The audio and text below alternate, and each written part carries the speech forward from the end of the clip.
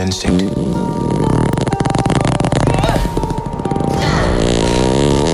A feeling. The force brings you together.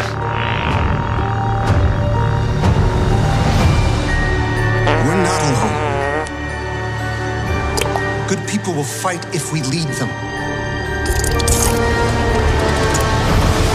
People keep telling me they know me. No one does. But I do.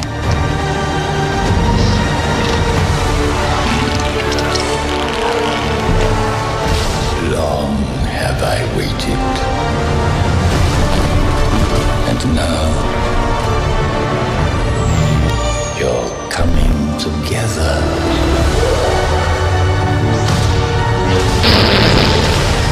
Is your undoing.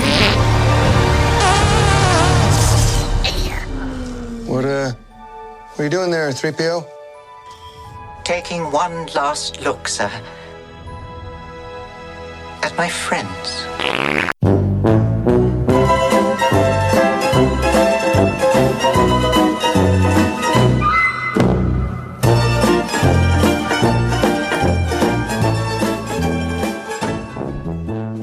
Oh, hello there. Welcome. Hello there. To Two Dudes. Talking Bird presents Two Dudes, and that's a podcast I've not heard in a long time. A long time. 3PO. You golden asshole. We're taking away your memories. All right. If you've never heard this before, I apologize for the opening, but I don't even think we currently have a theme song right now. But it doesn't matter, because we're here to talk about, well, it's not a reaction. Don't call it a reaction. Yeah, don't call it a comeback. We've been here for years. That's right. We have seen, I am Robert Zachary, my co-host Sean Judy. We have both seen the trailer, the final, I guess it's the final trailer. Yeah, when did that become a thing? Yeah. It's the final trailer. It's the final trailer. We shipped it under a pseudonym so you didn't know. We called it Last Gasp. So, what was it? When we left the Star Wars boys, the entire rebellion had been destroyed because Admiral Holdover... Admiral Gender Studies? Admiral Gender Studies, or whatever. It's like... I watched The Last Jedi last night. Why? I don't know. I honestly... Do you like pain? Yeah. So... And we haven't even been drinking. Yeah, I'm drinking coffee, people. I had a protein bar about 15 minutes ago. Maybe that's getting froggy. The maltol is going through my system now. But no, we're very loose and goosey, but mainly because we've been talking about the Misfits for 2 hours. So you jump in and find that episode if you haven't got that one. But we thought, much like this podcast has a pedigree of, for many years we talked about Star Wars in a respectful and serious manner until the ass of Star Wars blew out, and now we're kind of... Fuck you, Rian Johnson. Yeah, fuck you, Ryan. Thank you, Rian Johnson. Thank you, Rian Johnson, for giving a million, slightly tubby nerds all over the country a whole new occupation, which is calling you on your bullshit. All day, every day. Which is kind of I'm sorry, I'm jumping around, but this is going to be a conversation about what we, the two dudes, that's this podcast. And if you have not listened to us before, we do have many other episodes that are much more formal, even maybe enlightened conversations on topics such as the fantasy films and action films of Arnold Schwarzenegger, the Alien franchise, Glenn Danzig, overviews. What else have we done? Video games. Yeah, Blade Runner 2049. We did a fantastic episode. We need to come up with a topic and get Jason back in here. Jason Pope came down and we talked Blade Runner and Blade Runner 2049. I bet you anything we could probably get him for when Villeneuve's Dune, if he's a Dune fan. Yeah. If you're listening, Jason, reach out. I could just text him. Yeah, I was going to say, I think I actually might have his number too. But we like to just come and kind of just Usually we have more notes, but this time I thought we haven't done the show. We're doing 2 shows in one day. Instead of doing like one long one, we just divide them by topic, and I think we were just gonna hot take and talk about this trailer and then whatever that entails. Right. For you at home, you can put it on YouTube. We're not gonna do a reaction where we watch it and go, "Ooh, I have never seen that before." Oh, I'm losing my shit. Oh my God, I'm going to have to change my adult diaper. This is so good. This is everything I wanted. And more. Please put me on your guest list to be the next time you change the menu at Galaxy's Edge, you can fly me out. Right. I can do a review of the sandwiches at Galaxy's Edge for you. And God forbid I've actually probably watched a few of those. Oh, Robert. I know. I mean, see, like I said, last we left these Duke boys, the rebellion was in quite a pickle. Sir Ryan Johnson subverted our expectations in the best way possible. Mm-hmm. He made me think that I liked Star Wars and then made me question whether I liked Star Wars. Yeah. So that's a pretty big feat for a bluegrass singer from Southern Oregon or something like that to do. But now I really hate him. He's living in my brain rent-free for 2 years, and I'm sure it tickles him. Oh, yeah, I'm sure. He's probably jacking to it right now. His only saving grace is his paramour has a wonderful podcast that called You Must Remember This that you can check out. So he must not be all evil. He's all evil. Totally. He's all evil. Wouldn't that be really funny if this resurrected emperor is just Ryan Johnson's floating head? His round head is the 3rd Death Star. Yes. It's perfectly round. Well, technically, wouldn't it be the 4th Death Star? Because isn't Starkiller Base? Oh, no, that one was bigger. Oh, yeah, it was bigger. Remember, it went to 11. That's kind of like, it's like, hey, John, how is Finn different in this episode of Star Wars? And his hair is longer. It's bigger. His hair is bigger, slightly bigger. And it's like he runs around saying Ray a lot. Every 4th line in this movie is him saying Ray instead of every 3rd line saying Ray. So that's what we like to call character development in the Disney Star Wars universe. So, I mean, if you haven't guessed already, I am a little shell-shocked still, not because of this trailer, just in general. I try to be positive when I talk about Star Wars in public, only because, it is a thing that kids can enjoy, but now even the kids I know don't really enjoy it. So now I'm starting to feel it's free to just talk about what. Anyway, so I did have to go into this trailer kind of like I said. The teaser was like that very lame, kind of like her running and then jumping over Kylo Ren's thing. Yeah, the Matrix moment. Yeah, and then there was their D23 sneak peek, which is what 50% shots of the previous films that had nothing to do. Yeah, that was interesting. And well, it's also interesting that there's not them walking around and going like, yeah, we knew that we're ending this trilogy, that we really wanted to make sure we did this right. Or, we needed to make sure that, even though Carrie's not with us, that we, tribute to her memory. No, it's literally just kind of like shots. Remember this? Remember this? Remember when you bought all those action figures? Remember when you were, 1980 when you lined up for 4 hours in front of the Cinerama to see The Empire Strikes Back, and you walked out and you were so like, you had so much in your brain, you didn't know if you were going to be able to make it home before your head exploded. And who, is it fair to tell the other kids at your school that aren't going to see the movie for a month because it hasn't come to the town that Darth Vader might be Luke's father? I mean, you have these moral conversations, and it's like, now I understand that nothing can compare to that, the memories of a child. And I do not look at this that way. So I'm being hyperbolic, but I do try to go in and judge these things on their own terms. And even with this, as much as I talk shit about Ryan Johnson in The Last Jedi, it is one movie out of, 11 movies now it's going to be. So it's like you do want to give it, even if they've never come out and said it, they've obviously taken some of the criticisms of The Last Jedi to task.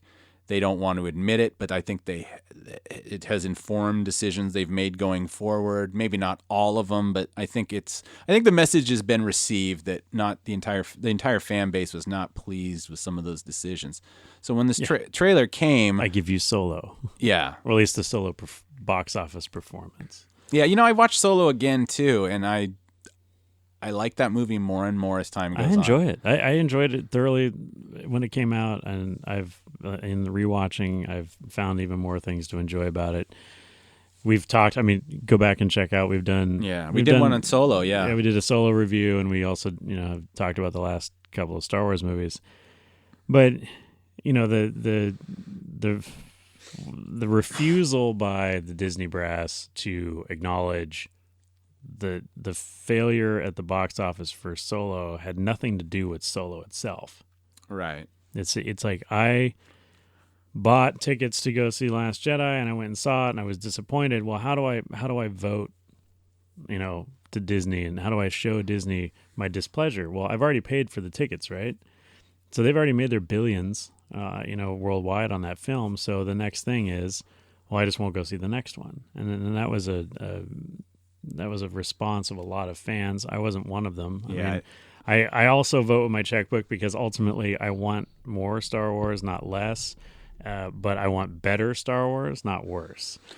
So yeah, and that's the quandary that always when that whole vote with your wallet idea. Now I'm not dinging anybody that because there are people even from the Star Wars collecting group that we're part of that I think they may have seen it when it came on Netflix. They were so adamant that they were in kind of punish Lucasfilm mode that they were like, and these are not fair weather fans. No, these are lifelong collectors and passionate fans. And I don't think that generally, you don't hear a lot of, if it doesn't do this, I don't want to be a part of it. Like I never hear people go, I want this, or it's deals off with me going. It's not a lot of that. I think a lot of people's feelings about when they're unhappy. I know there are people that are perfectly happy with what happened, and that's their deal.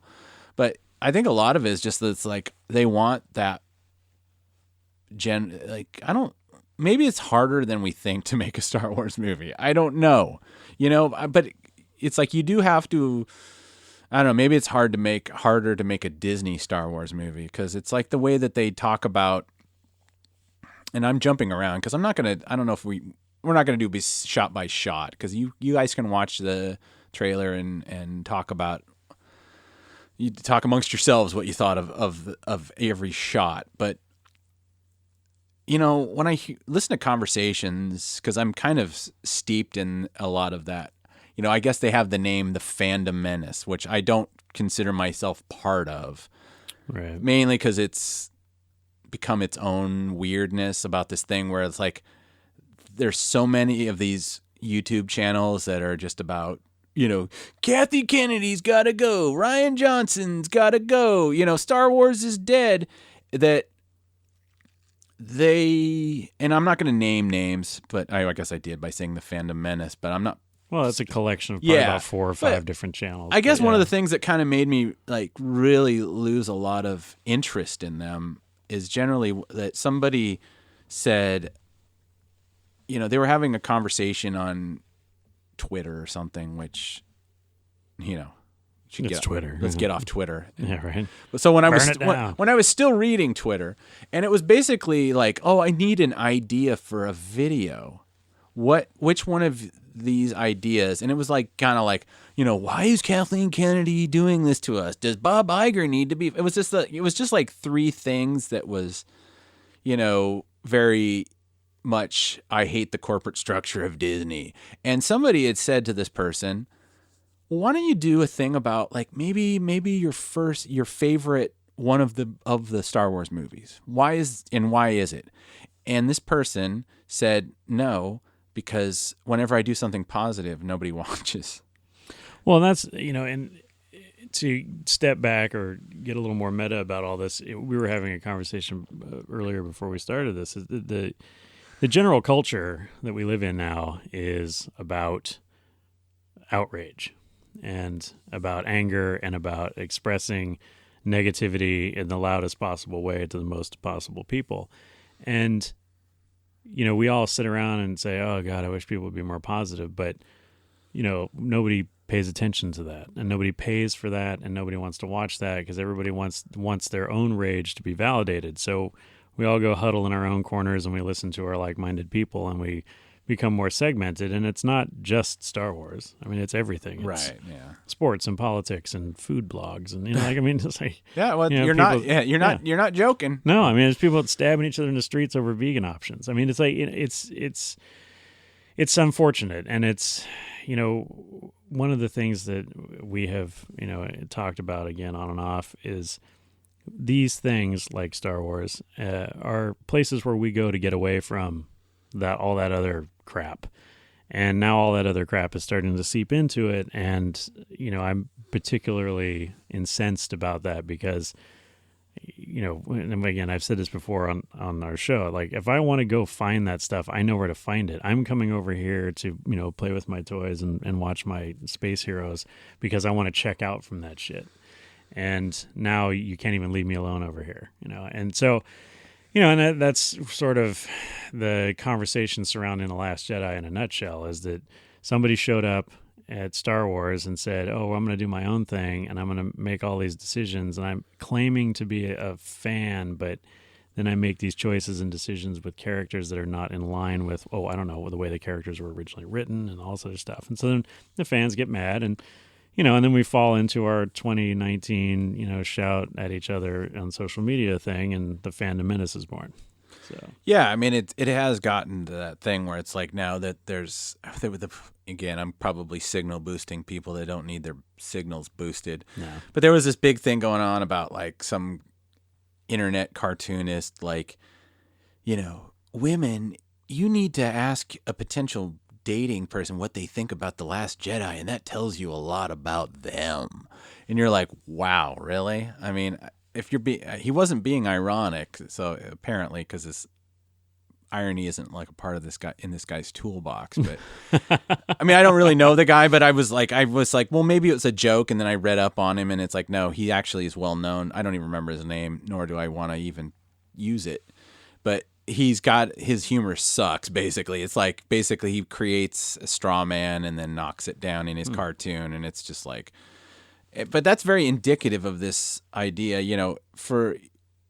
yes, there's some people who have made a lot of money in the last 2 years off of this constant YouTube outrage, and, and it's, and on some levels I'm like, well, you guys are contributing to this, this kind of culture and this thing where it's like you're making it harder for anybody to kind of like push that stuff away and just enjoy these movies for what they are. But then again, there's been, that creeping corporatist attitude of the Disney thing about like, well, this is the official codified opinion about this piece of entertainment. And again, it's gone this thing where it's like, just coming off of like the Joker, the issue with the Todd Phillips Joker, which, did you see it? I have not yet, no. So I saw the Joker a couple weeks ago, and I enjoyed it. Mm-hmm. It wasn't the be all end all, but it's an actorish movie, like an actor movie. I always call that like a movie where the performance of the actor is actually more integral than the story of the movie. Right. Not to say that the Joker doesn't have a story, but it's really about Joaquin Phoenix. And I've realized that I was like, I actually really like Joaquin Phoenix because I keep seeing him things, and like when the movie's over, I go, hey, it was really good, and he had a lot to do with it. Like Her. The Spike Jonze movie, Her, where he's the guy that's kind of, the tagline, he basically falls in love with his phone. It's kind of it's a very dark comedy, but it's a very good, it's got heart, it's got emotion, and he's great in it. And again, if you want to go almost like a 180, he did a one called He Was Never Really Here, where he plays a mentally deranged guy who's full, it's kind of similar to Joker in a way, but in a different way. Guy who, he's like a fixer, kind of like what Deadpool did in the first 5 minutes before he became Deadpool. The whole like, I'm being stalked, can you help me kind of thing. Right.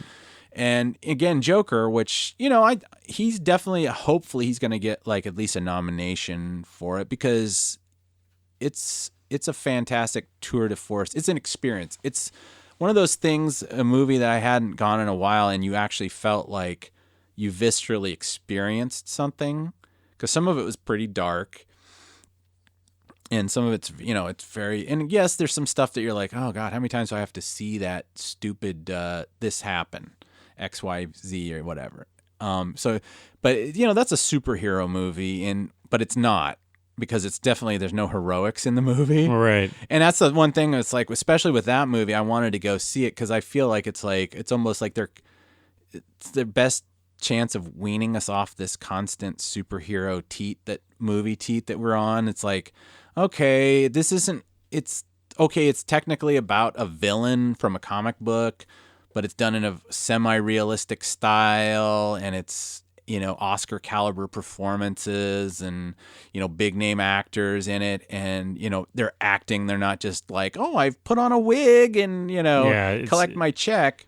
It's not the action but version. My point is that, this idea that people are like, and people in the movie press literally going like, I don't know if it's ethical to have this movie out, considering what's going on in the world, talking about incels and all these terms most people don't. I couldn't honestly tell you that I even 100% know I know what it stands for, but my point is that I'm supposed to be afraid of something that I don't even know what it is really. And you think about the guy that, and again, I won't use his name because I understand, the guy that shot those people in Colorado during the Dark Knight Rises, and the whole idea that somehow he was connected to that character, which is complete horse shit. Right. That it was a talking head on a news program said, oh, he was like the Joker. And because we are stupefied, I guess, by the absolute complete access to information that we have in the 21st century, instead of it enlightening us, it stupefies us, which is really strange and off-putting. That there's this narrative that if you go and see the Joker this weekend, you're going to get shot by some guy that can't get laid. And it's like, I just thought to myself, one, I knew like 99.999% of myself knew that was never going to happen. Right. And I don't even go to the movies that much. I actually realized the last time I'd been to the movie theater was like the last Mission Impossible movie. Oh, okay. So, It's been a minute. Yeah, not that I felt like it was my moral duty to buy a ticket, but it's like the thing where it's like, well, if that's just dumb. I think I'm going to go eat. Now, I will say this. There's always a part of me that wonders if this is some kind of weird William Castle-esque attempt to actually get people to go see the fucking movie. Oh yeah, because I've heard that. I'm just cynical enough to think that there's somebody in a marketing department that would plan a story. Because there's so much.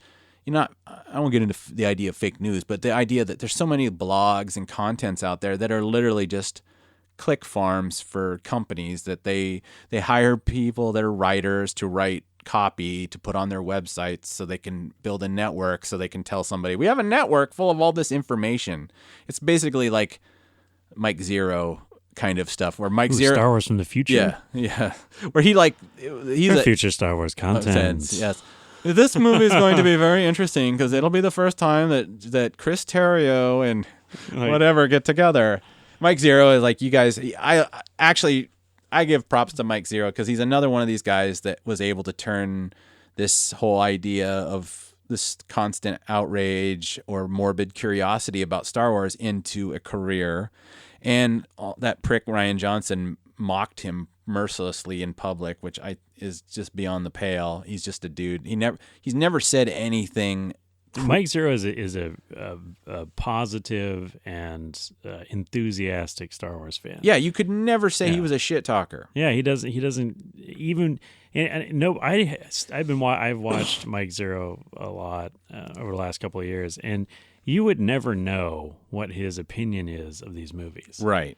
Like to be honest, like he spends a lot of his time talking like kind of You know, we're talking almost- around. and like a monotone. Yeah, but he just spends a lot of time talking about this, like what is going to happen. Well, we've heard this rumor, we've seen this article, or somebody said this in an interview, and he speculates, and he's constantly changing his speculations and whatnot. And when the movie comes out, he'll say, "Oh my God, it was awesome. I love Star Wars," and he'll move on. he'll never say I'm wrong or anything like that. It's Oh, just yeah. like that, He and just- that's fine. Constant forward motion. Yeah, if you watch him, if you watch like 4 videos of his, you understand the formula. And he knows the algorithm and stuff like that. Now, I don't know anything about him as a human being. He doesn't go on live streams. He Right. doesn't show up on stuff. And it's like, do I feel informed by what he says? Never. No. Never. But I enjoy the entrepreneurial spirit of that, especially when it comes to like, he's doing something. At least he's not making another fan film full of, 45-inch wasted Jedis and, Oh yeah, the Fat Jedi from the Sabra Guild. Yeah, exactly. And it's just like at least he's out there, I shouldn't be picking on them either because they're doing something. But my point is back to the Joker thing. It's like it just feels like it's absurd. It's just a movie, people. And Well, yeah. and it's not going to do and the thing is that the idea that this movie is going to well, I don't think destroy. It can definitely damage. It can damage the brand, but it. Are you talking about the Star Wars movie? Yeah, or Joker. Okay. Not really. Sorry. I'm jumping around here. It's quite all right. No, but that's what we do here. On but Two it's like that Dudes. thing when I came out of that Joker. I don't know if I felt manipulated, but it did question. It was like, it wasn't. Yeah, it was dark, but maybe Warner Brothers just really wanted me in here, and they paid somebody to plan a story about how the U.S. Army is issuing things, but then there are real journalists out there. Well, people that I've long since become kind of aware of how they do business. Again, it's like I'm not part of anything, but I love to read film criticism and stuff. And there's been a big shakeup in the last few years about the way that's partly because a lot of the big names kind of went by the wayside because of their own behaviors and stuff like that. Yeah, There's that's a lot. Me Too hit the film bros pretty hard, Very hard. Yes, very sir. hard. Yeah, very hard. And there's a lot of people that you were kind of like, oh, doesn't really surprise me that this guy is a creep because he pissed me off so many times. But then, to be honest, there's a lot of these kind of little cuttlefish that have been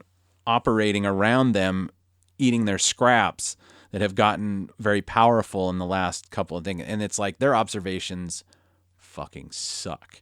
At least with the grabby assholes, they were such awful people that they kind of had no guile about themselves. They would just be they would commit to the bit. They'd tell their criticisms openly. Even when I do things, I'm always kind of like trying to look from the other perspective, which I'm sure could be if a person likes a very clear path of criticism.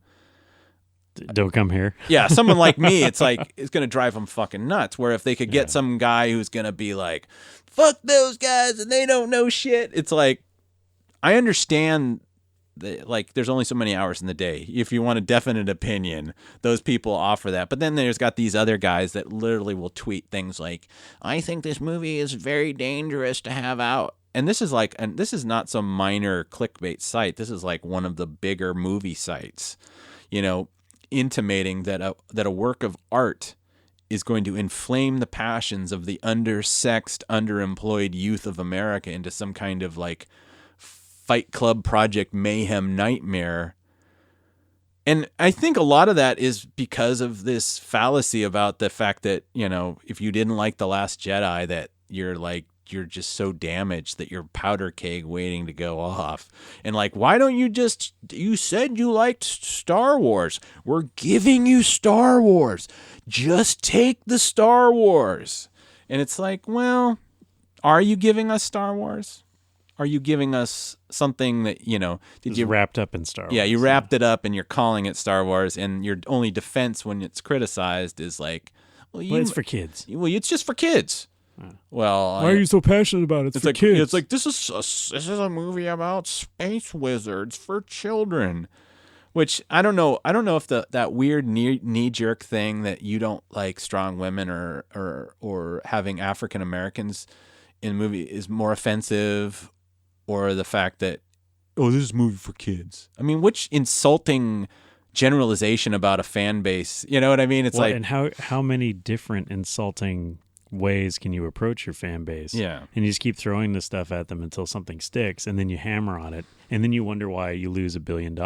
yeah, and it And becomes nobody's going to your theme park, and nobody's buying your toys, and nobody's going to see your movies. And it's like, whether you're right or not, right, in your criticism of the fan base, these are your customers. We were talking about this earlier when we were talking about the Misfits. These are your customers. These are the people that put the roof over your head and the food on your table. And, you know, it's best not to go out and piss off your customers because they'll stop shopping. And that's what they've done. And that's why it seems like now the things we've been reading about the new movie is that J.J. Abrams was given a mandate from Bob Iger to basically heal the wounds that have been caused by all this bullshit. And I don't know if he can do it. And I know, and I sure as hell don't think he can do it in less than 3 hours, you know? Yeah, I you know, and that's the thing. It's like the weird thing is that JJ's in a very different position than he was, you know, in 2015. Yeah, 15 is when it first went. He was kind of the weird de facto face of Star Wars for a year, a couple of years. It's like, you know, he came out and engaged the fans and talked about it and kept us abreast of it and was like kind of almost like, you know, Junior Lucas in some ways. I mean, we didn't know what we were quite getting and whatever, but it was like kind of at a very exciting time.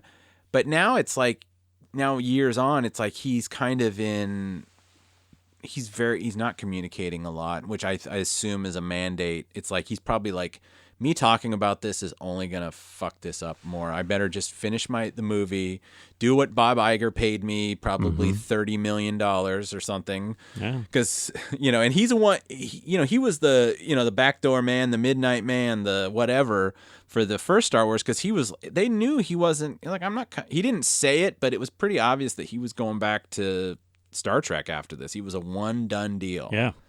And a lot of his way of doing things is like, I'm just going to come in and dazzle you, and then I'm going to go out into the night into my next thing. Right. And it's like there was no idea, you know, I know that he was looking for some overall deal that basically Warner Brothers signed off on. He's doing his $400 million, whatever big deal I don't even know how much money it is. He's going to be producing movies for Warner Brothers now after this. So it's like this thing where he's not even like really not that he's going to sabotage anything, because this is going to reflect on him too. But you know, he's got no dog in this fight after this. Once he delivers that print and goes on, you know, Kimmel or whatever, it's like he can go to Hawaii and say, fuck you guys, I'm going to go and make my whatever. I'm going to make my Knives Out. I'm going to make my lame Spielberg-esque movies for Warner Brothers for this stuff. I mean, he's not that I think he's a genius or anything like that. I honestly think he has a very kind of cynical way of his filmmaking is a bit cynical in the way that he's like, well, why don't we just give them more of what they got 40 years ago? Right, but with lens flare. With lens flare. Let's make Star Trek Star Wars, and let's make Star Wars garbage. Ishtar. No, it's Sorry. Oh, that was fantastic. Yeah, but nice it's reference. But it's, you know, it's hard to get excited about a trailer, but you know, again, they know how to manipulate you a little bit. I didn't feel as like, I don't know, sorry, I'm jumping around, guys, but when The Force Awakens, when those trailers come out, like, you could literally like feel it. Like, they would use that music when the Falcon kind of pulled up, and they would bring the love theme, and they do it in that kind of weird minor key or at a different register, or the timbre, they slow it down. And you just feel, and you realize that, like, hey, you know something? In a couple months, you're going to get to dip your toe back into something that made you feel really fucking good in the theater. I mean, you know, it's not drugs or anything, but, you know, whatever. It's like, it's not going to make you a child again, but you're going to get that whimsy. You're going to get that thing, because you want to know something? You know who bought, you know, that thing that you loved a kid, that Star Wars? The guy that made that park that you love to go to, they bought it. So they're not going to fuck it up because they know how to touch that inner child. Ugh, that's a bad choice of words. But it's not Never Neverland. And so Ranch, now, okay? yeah, so now we're kind of in this thing where it's like, you know, we talk way more about corporate, you know, it's like the idea that we've all spent way too much time thinking about Bob Iger, how he interacted with Lucas, and like now we know all the executives' name. I mean, back in the old days, even the prequel days, it's like you just kind of go, "Oh God, isn't Rick McCallum kind of a goof?" You know, he would come out. He'd be like, consummate douche. I love that. He's guy. like, "Oh man, he's awesome. Fuck Ian or whatever. Ian, it's gonna be so fucking good." He to me, he was the straight out of Central Casting, like producer guy from you make a movie about a rock band and the guy who's in the studio talking about the concept for the album, that's Rick McCallum. Yeah. He's in there smacking his gum. He's like, it's going to be fucking great. It's going to be the best fucking album. We're going to melt faces. We're going to do this fucking thing. He's rolling up that $100 bill. Right? Yeah. Yeah. And that was so him. And it was hilarious because he seems so out of place in the sort of Lucasfilm, you know, the way George Lucas presented himself to us, sort of this, you know, gentleman farmer of film. He's got his ranch out there where he does all this stuff, and I'm just trying to do the Lord's work. Yeah, right. And he's out there, you know. Francis keeps wanting to borrow money from me, but you know, pretty much like Francis, you never pay your debts. I saw Godfather 3. Why would you put your daughter in that movie? Why would you? I never cast any of my. Have you seen any of my daughters? I mean, I put them in. Yeah, you put them in all of the. I put in Revenge of the Sith, but that one, she couldn't fucking stop blinking. What the fuck was up with that? I'm like, kid, if I could take you back to the adoption agency, I would. Too late. Quit blinking in my movie. I can't CGI it out. Anyway, sorry. No, you're fine. But the thing is, like Lucas and Lucasfilm, and you know, it was always kind of the, hey, we're not necessarily kids' movies or making children's movies, but it's like always being family oriented and being very positive and whatever. And here comes Rick McCallum, you know, full on Hollywood underbelly producer guy, you know, pulling the strings behind the scene, yelling at people, you know, coercing, putting pressure on people to sign. Oh, you got to be in my fucking movie. You got to be in the fucking movie. You know, you're like, damn, Rick, chill. You know, and then how he suddenly disappeared after the prequels were done, and like he's like living in Eastern Europe somewhere, with like a castle full of cash. And yeah, I mean, he got that rep as George's yes man, but you know, it's like you know, an auteur or whatever, auteur/businessman, they need a kind of a yes man. They need the hype man. He was the Flavor Flav, yes, to the stoic Chuck D. Yeah, boy. George. Yeah, George. You tell him, George. You tell him. Tell him. But yeah, it's like they're, you know, maybe it's the Disney. It's just everything about this trailer. I mean, it just feels like corporate messaging to try to never. I mean, again, what are they going to do? Are they going to stand up there and go, we'd like to make an announcement.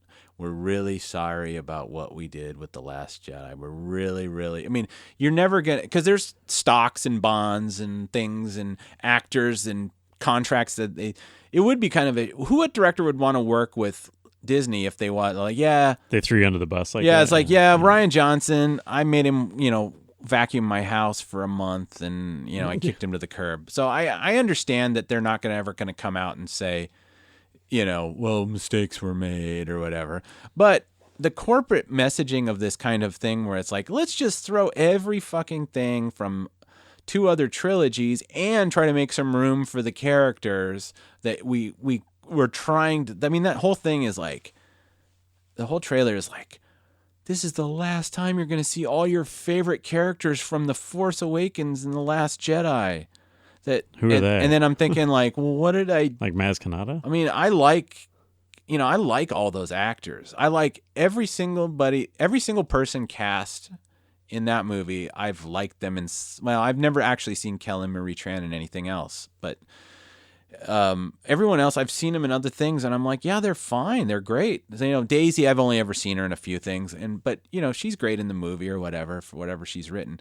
It's not the people, it's what they did with them is the mistake. Exactly. And they keep trying to make it this thing that like, oh well, you just don't like it because it's new. It's like, no, you cynically thought that you could use the proximity to classic characters to be like kind of Forrest Gump these people in the pastiche of Star Wars, of like, when you open up your DVD set and they have like, you open up the middle and it's every character inside have you seen that Blu-ray set? It's kind of like they're just going to fit the mere proxy of standing next to Luke Skywalker or Han Solo. Rey shall now be elevated to that thing. And they just, now I understand that, they kind of took that first movie really was a clearing of the decks. And I think that if you boil it down to like why people had such a visceral reaction to The Last Jedi, is I think so many people gave a pass to The Force Awakens of being like, yeah, okay, it can't be everything. It didn't explain anything more to the Force. I got no Luke, no great reunion. Where the hell is Lando? He's not even mentioned. But it's like, it don't matter. They just have to get people excited about this, and then all will be revealed. Don't worry about it. I mean, Star Wars real mythology didn't start until Empire anyway. And then the fact that they were subverting expectations, it's like, well, then none of that work got done. So now they literally have the job of building up this feeling of closeness to these characters and saying goodbye to them at the same time. It's like, because you leave and it's like, okay, and I honestly, apparently what it is, it's a year jump. Well, so we're actually having some time then. Okay. Yeah, but I think they should have done like 5 years. Absolutely. And I've heard some people get all pissy because it's like, well, I don't want to get into spoilers because this movie is a little different for me because generally I've always avoided the big spoilers, and I always say like, oh, this is going to be the time I do the spoilers, and this was finally the time that I actually jumped in. So I've honestly, and the trailer has confirmed a lot of the suspicions that I had about, long. Now again, these things can always be contextualized differently, and maybe that's thing. And also, there's a lot of talk. I don't know how much stock I take that they are literally still filming this movie. Well, you see, yeah, that's one of the things to get it back on. Like, so the first trailer was mostly that Matrix moment where Rey flips over Kylo's suspiciously Darth Vader looking TIE fighter, and then there's like the Disney ride where they're all on some boat looking thing, and you see everybody dancing around. Great. And then we get the D23 trailer or highlight reel or whatever it is. And like you said, half of it is just scenes cut from mostly the original trilogy and a little bit of the prequel trilogy. And then we get a few other things and we see some more faces, and then we get the Emperor reveal and all that. We see 3PO with the red eyes and all those things.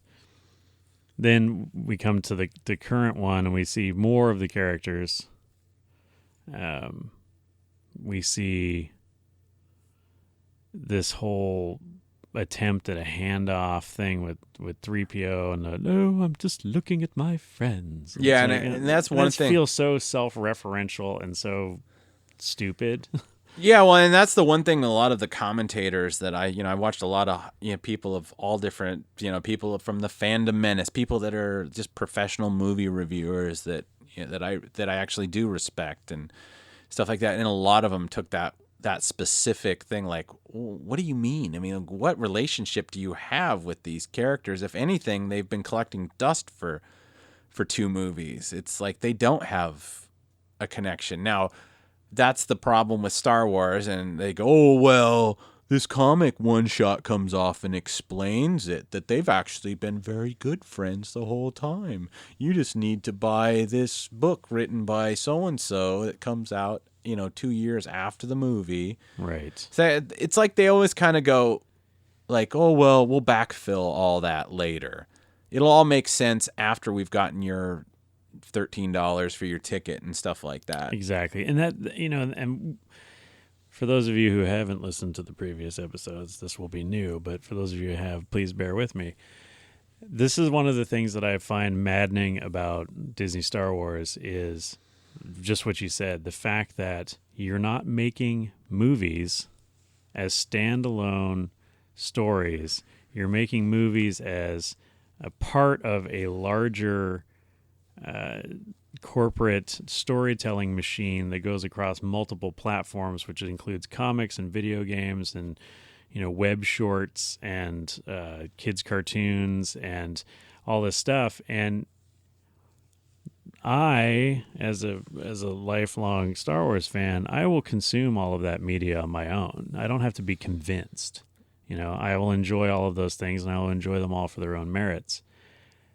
Don't tell me, though, that in order for me to, like you say, pay $14 or $20 or whatever it is to go sit in the theater for 3 hours, don't tell me that I have to spend another $300 on 3 novels, 5 comic books, season 3 Blu-ray set of a cartoon, and the packaging commentary on 4 action figures for me to figure out exactly what the hell's going on in that movie. And I understand, the concept comes out of the Marvel writers' room situation when all of the great success that Marvel Studios under Disney had because they had a unified message. But the people at Lucasfilm, in the execution of the Star Wars universe, have taken that idea but done it wrong. The idea was you plan a series of films with a specific ending in mind, and then you backfill that ending with a series of movies that enhance one another and take on the task of developing a lot of characters in a meaningful and satisfying way across multiple films. So you get the individual movies, and then you get the ensemble films, and then they all move to the end game situation. And Star Wars could have done that, but instead it's kind of scattered across a bunch of different stuff. Like you say, we've got new characters we've never met who come in The Force Awakens, and we're supposed to immediately care about them, but we can't because as fans of the franchise, we're wanting to know what's going on with the people that from the movies that have come before that we love. And it was all very disjointed. And then, like you say, then some a-hole, comes on social media is like, well, if you'd read the book, you'd know, or if you bought the comic, you'd know. And it's like, okay, I get it. That stuff should be maybe a little enhancing of the story, yeah. But it should never fill in gaps. It should never be a crutch to prop up the crap that you're putting on the screen. Yeah, and that's the thing. It's like, traditionally generally the most of the time when you do talking about Star Wars that wasn't kind of childish because I was a child, was the prequel era.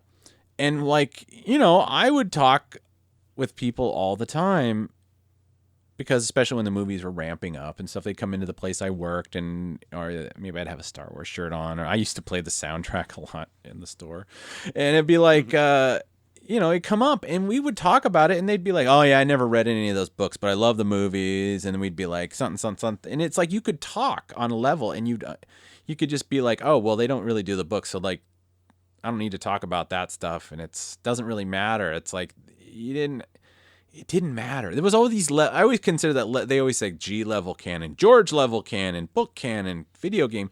Now, Lucasfilm did kind of not jokingly, but they tried to act like, oh, it's all part of one big tapestry of stories, and the story of Racer's Revenge for PS2, that's canon-ish. But it never really, because most people didn't realize that the PS2 game has in the instruction manual says that Anakin took a leave of absence from the Jedi Order in order to pod race, and it's like, that's so absurd. That they don't intend you to actually think that. Right. But it's so it was so in the background and they never really promoted it as such. But now it's like this idea oh no, everything that happens in Disney Star Wars is equal to everything. So, what happens on that cartoon Resistance is just as important what happened in Rogue One, which is just as is important that happened in, the 3-minute Forces of Destiny short, and then the 2-minute, was it Galaxy of Adventures when they started recasting it? And it's just like, now I wouldn't say that I don't know. I mean, in some ways that you could say that they're very cynical about that because they claim that we're trying to, create a better balance for, our group. Like, we're trying to get girls who felt left out Star Wars more. And so we want to have a more girl focus, but then they do it in this kind of like half-assed way that literally antagonizes the storytelling. Not antagonized, but goes against the storytelling beats. Right. And then they just throw it out there kind of cynically. And they go, here's your thing, ladies. And then they're like, thanks. Some people liked it. Now, I'm not saying everybody hated, Forces of Destiny, but there's no meat. It's literally like going out. It's the chicken wing of Star Wars. There ain't no meat on that. There's no meat on that. That's an interesting analogy. They used to throw those wings away. Now they cover them in barbecue sauce and sell them for $20 a bucket. But it's, it's there is a cynicism about like, well, and then somebody goes, well, what if somebody complains that we'll just call them sexist or whatever. But, not that there hasn't been that much messaging. I'm just thinking about a lot of this because I've seen so many of these behind the scenes things where they're like, well, this person got hired at Lucasfilm and they hated Luke Skywalker.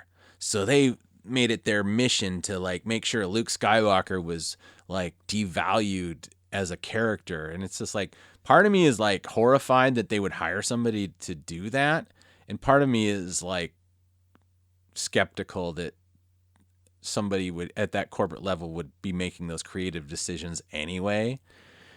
Yeah. I mean, that speaks to a couple of problems. Like you say, it either says that these stories are lies or half-truths or misrepresentations of the facts, but they're still getting out there and getting daylight, which is bad. Or the other thing is that if it is true, it means a couple of things. It either means that the corporate leadership at Lucasfilm under the direction of Disney were fully aware and endorsed it, which is scary, or they had no friggin' clue and they allowed it to continue and happen, which is scary. And that there is some precedence, this idea that the inmates have kind of taken over the asylum. This theory's come up a lot with big tech companies, and there's this tempest in a tempest in a teapot of this idea that a lot of people are wondering like, why doesn't Google do this, or why doesn't Facebook do this, or why doesn't Lucasfilm do this? Is because they're like, there was a time when corporations were beholden and controlled by their shareholders, which economically speaking, I would say that that's still true. Technically, but there's also this idea that you are actually controlled by the inner workings of the people that you have working for you, because you sold them on this whole thing like, oh, we're a company with an ideology, and we're gonna push an agenda, which I honestly don't know at the end of the day if there isn't like they literally sat down and Kathy Kennedy says, I want to push my agenda. People love to say that, they love to put out that shirt, and I understand there is a context of that, the Forces female shirt and all that. Some people say it's like, well, it was Nike. Some people say it was, whatever. I don't really want to get into that, but the idea that, they're just trying to be like, in some ways, like, they touted that Lucasfilm story group so much. These are the people that make Star Wars. And then you're like looking and it's like, well, who are these people? What's their resume? Why do they have so much power in a company that, has changed, that the main creative thrust behind it actually has left the company. Most of these people were hired on before that. They worked with George, but they didn't necessarily, have a relationship with George. They were just working there when George was working. Right. And now all of a sudden it's like, I don't know. And it's like quickly within a couple of years, writers were putting their name, Lucasfilm Story Group people's names on characters in the cartoons, and it became this weird incestuous idea that like, well, why are we it used to be like, okay, occasionally you'd see a Lucasfilm movie, and like in Indiana Jones, they'd be running out of a place and it would say Club Obi-Wan. And there'd be this, you'd kind of go, they're referencing another thing. Yeah. But now it's just this idea where it's like incestuous, like, why do I care Matt Martin from the Lucasfilm Story Group gets name checked? Like Commander Martin, blah, blah, blah. And it became this idea like somehow they were trying to promote these Story Group people as like a brain trust of like the people that make Star Wars. And then you start to go, well, I don't really like what they're putting out here. And it's like the stuff that they didn't have much of a say in is far better than this. Like The Last Jedi, apparently, the Lucasfilm Story Group actually was, the rumors are, again, I don't have any inside knowledge, that JJ created, he went off with Kasdan and his Bad Robot crew. Very much The Force Awakens was a Bad Robot production within the Lucasfilm umbrella. Right. And that he kept a lot of his same people. He did it his way because he was under the gun. He had to make a Star Wars movie in 2 years and with no script because they threw George's out because obviously it was because he was dumb or whatever. And because they would have had to pay him more money. But apparently Ryan conferred with that Lucasfilm Story Group a lot. One, probably because he doesn't know shit about Star Wars, and two, that he's a corporate man. As much as like people are like, oh, Ryan, he wrote his own movie. He's a full package. He's a corporate guy. That's why he's these things about the idea that. This rumor's going around that his trilogy's been canceled, but they're just waiting for to let it to fade out.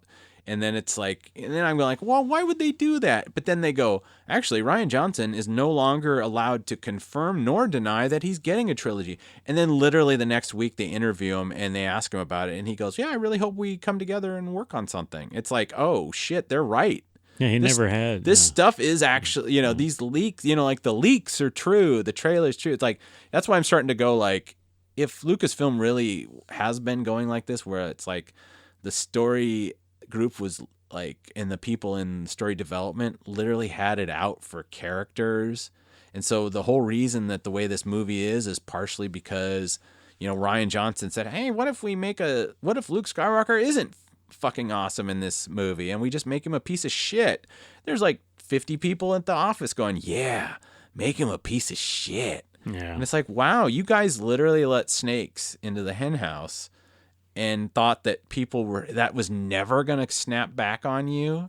It's like, did you think that it would just be like, well, before you suckers found out that we were rejiggering it to like, no special, no characters, it's like, we're going to devalue all those classic characters so we don't have to make those stupid figures anymore because people are just going to want your Rey figures and all that. And it's like, did you really think it was going to be that easy that you could just replace that thing and just kind of like, well, we've shown you why all your childhood heroes sucked. And it's like, that the whole reason that the original Star Wars struck a chord with people was because, as much as people like to position the 70s as, bell bottoms and, smoking weed in your van and like having, drinking beer on the bicentennial, there was gas crisis, there was economic problems, there was the fallout of Vietnam, there was the post Watergate paranoia about government. Mm-hmm.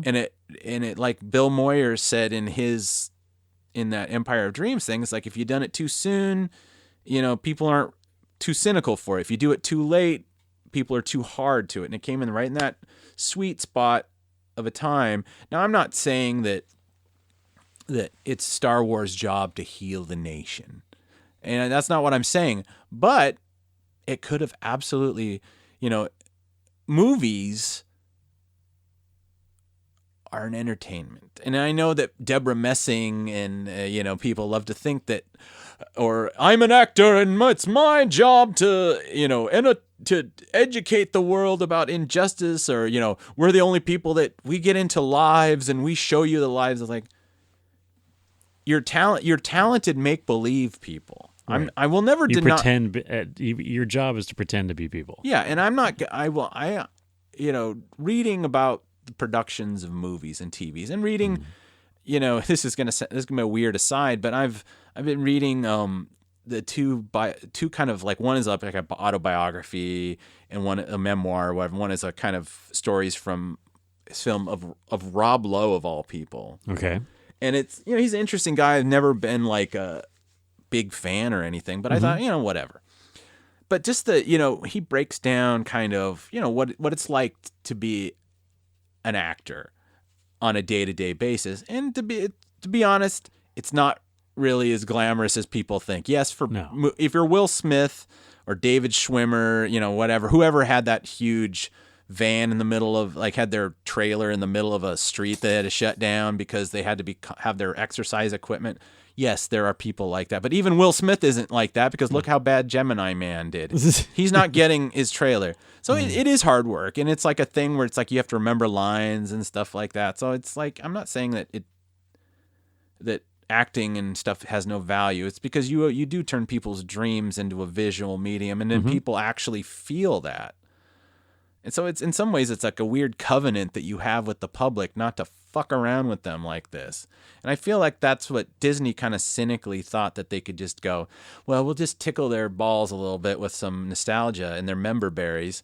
And then by the time of the third movie, we'll have killed off all the original cast, and they'll love the new characters so much they won't even miss them. Well, this is something. So I know, I'm sure David is probably pulling what's left of his hair out right now, because we've been talking for a while and we still haven't really mostly gone through the trailers and whatnot. But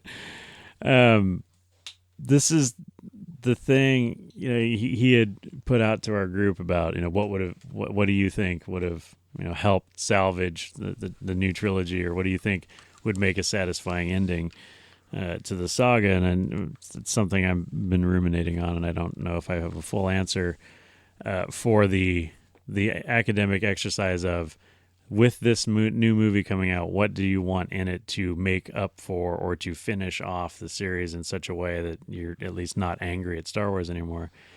But the other one that we were talking about is, well, what would you have done to make this new trilogy? Like, how would you have executed that in such a way that, you know, is good storytelling and satisfying to all the fans, old and new?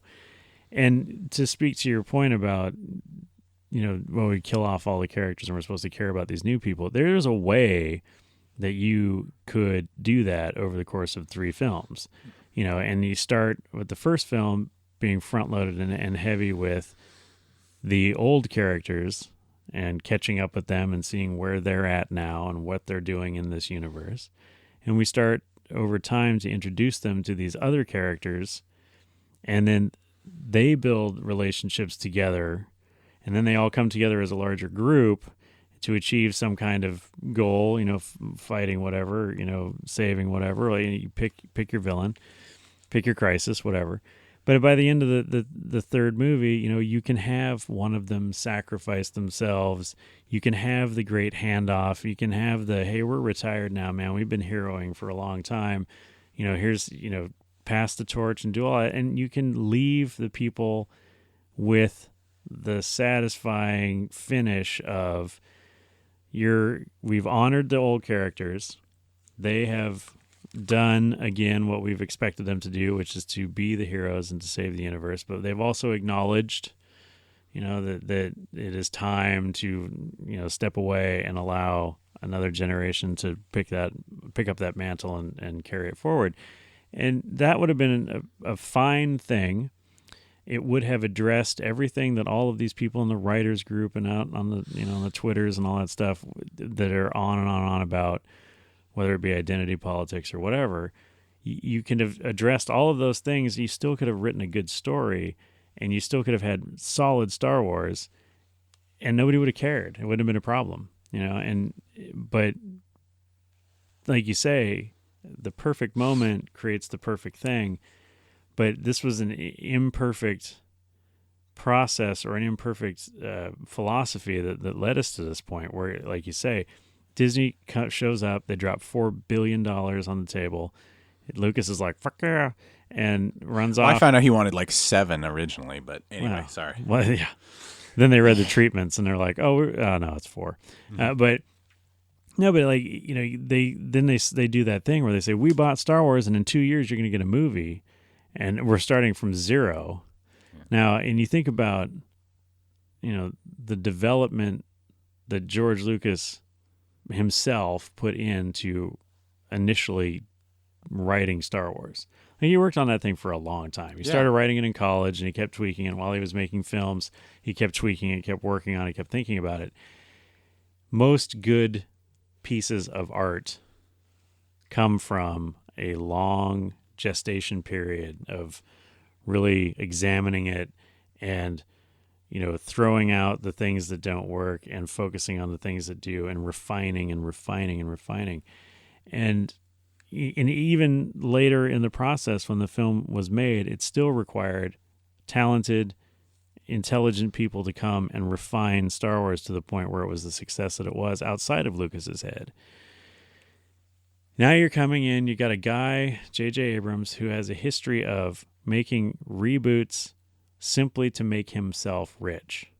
Yeah, the whole Bad Robot situation, and you know, there's tons of videos you can go out and watch about this, but basically the reason why the Star Trek movies are the Star Trek movies that they are is because JJ worked out a deal for merchandising and licensing rights where he would get paid all this shit for whatever he made that was different enough from original Star Trek that he would get credit for creating it, and so then he would share. But anything that they used that was original Star Trek was wholly owned, you know, by Paramount and CBS and all that stuff. So he created a movie empire that was lining his own pockets by recycling the things you know and love about Star Trek, but making them just different enough that he could take credit for it. And he went and did the same thing with Star Wars. And The Force Awakens, like, you know, it's beating a dead horse, but The Force Awakens is basically a rehash of A New Hope. And all he did was the stormtroopers are a little different, the spaceships are a little different, the lightsabers are different, like, you know, and by not having our old characters around much, he doesn't have to share the profits with Lucasfilm Disney because he's, you know, doing the Bad Robot, you know, deal. And I worry that this is now going to carry forward. It's like we have this new droid all of a sudden. Yeah. Have we seen BB-8? He's in the trailer, but it's like, it's ridiculous that they literally, like, that was his solution, is like, I need an even smaller, cuter droid. Right.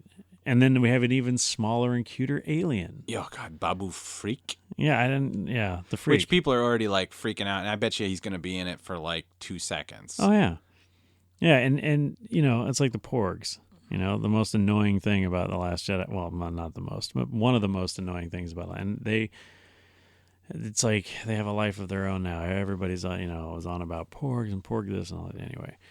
But I just worry that the things that we're hearing about the fact that they shot a choose your own adventure film, right? They made the 6 possible endings and 12 different, you know, story arcs, and they brought in all these old characters and, you know, or brought back old characters that seemed to have been jettisoned and discarded, like Lando Calrissian and the Emperor. I mean, that whole thing with the Lando thing that's when I kind of knew the cynicism had crept in, because I was kind of like, as much as I said, well, there's nowhere to go after The Last Jedi, I was like, well, it'll be interesting to see what they try. That's true. I will at least be interested to see what they thought. But when they said, oh, Billy D's coming back, now this is not a ding on Billy D. I mean, I'm glad that he needed the respect, but if we're doing any kind of, like, if cyclical, he should have literally been in the second one. He should have shown up, you know. And to me, the fact that he was not involved and there was no talk of him ever being involved, and then all of a sudden he's in the third, it's like, I don't think that was ever planned. I think they were just gonna, like, they were never gonna reference him. It was gonna be kind of like, and now there's rumors that Dennis Lawson has come back. He's gonna be having a cameo after he turned down a cameo in The Force Awakens. But then apparently there was confirmation from his rep that he's in this movie. Now, I don't think it's going to be a big pivotal role or anything. He'll probably be in a cockpit and his voice will be dubbed again, and he'll be, God damn it, they dubbed my voice again. But it's that I guess this, like, going back to the well kind of thing, as much as they would like, oh, that's initially like that. Well, that's what Disney would be like. Well, the fans are pissed. Let's go back to the well. It's like that almost makes me like even more angry that like, right. They think that they can solve it all by just pandering. It's like you should have committed to your characters. You should like they should have wrote them better. Like that's just the thing. And again, we've talked about just how incredibly flat everyone is except for Poe Dameron. And he's not really all that robust of a character, but he's at least, I mean, he's the least worst, I guess, of all the new characters. Yeah. I mean, that's the thing. Well, it's like he makes mistakes and then learns from them. Because like I said, I watched The Last Jedi last night, and I don't agree with it, but I see what Ryan was trying to do with his arc in that movie. This thing of like, oh, he's impetuous and he goes off half. That's why he attacks the dreadnought or whatever. After Leia tells him not, and then at the end when he wakes up in that transport, he finally understands that being a hero isn't about getting the praise; it's about doing the work. And then she drives this ship into a thing or whatever, and it's like, it's absurd. It's still the thing that makes me want to just cry in some ways is that, not that I love this character and I want her in the sequel. I mean, in some ways it's convenient that the Holdo got fucking blown in half or whatever, but they're literally saying this as that blue fucking robot, Dr. Bot could have driven the goddamn ship. Right. Yeah. And they never once say, why don't we just have a droid do it? Why don't we have anything? I mean, they've already established that some droids are smart and some droids are for cleaning toilets. And it's like, hey, just take a toilet cleaner. Can they just go like, well, we'll just do it. It just, it doesn't make any sense. But anyway, my point is that they tried to have an arc with him, and I can see what he was trying to do. It didn't work for me, but it's like that thing where they're just like, yeah, I'm just going to kill myself. Are you sure? Are you sure? Yeah, I'm pretty sure. You sure you're going to kill yourself? I mean, I'm so tired of saying goodbye, but that's the inconvenient thing is I have to keep saying goodbye to people. They keep dying on me. It's like, what the fuck is this? This is a Lifetime movie? And it's like, oh, I felt like it. It's like, I just got into I just spent like, an hour and a half having these tete-a-tetes with Poe Dameron about how he's a loose cannon and that, and every time he would bring up something, like every character in the movie would quote General Leia. And I'm thinking, Ryan, I know, I'm sorry, this has really turned into an indictment of The Last Jedi again, but there we are. Is that literally, it's like you had Carrie Fisher, unless there's some issue that they're going to come out 10 years from now that she was fucked up when she got up on set and they had to rewrite this movie or something because she couldn't carry a movie because of her chemical issues or something. That's possible.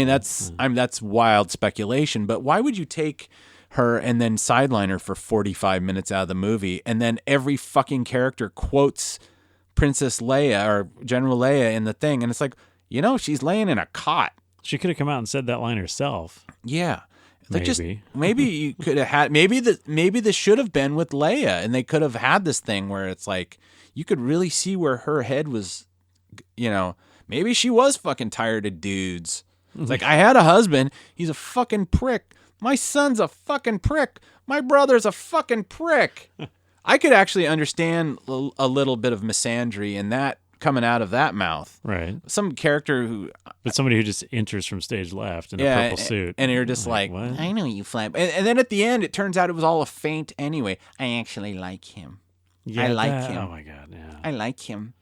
Do you think he'd, if I don't die, that we can go out? It's like, what the fuck was that?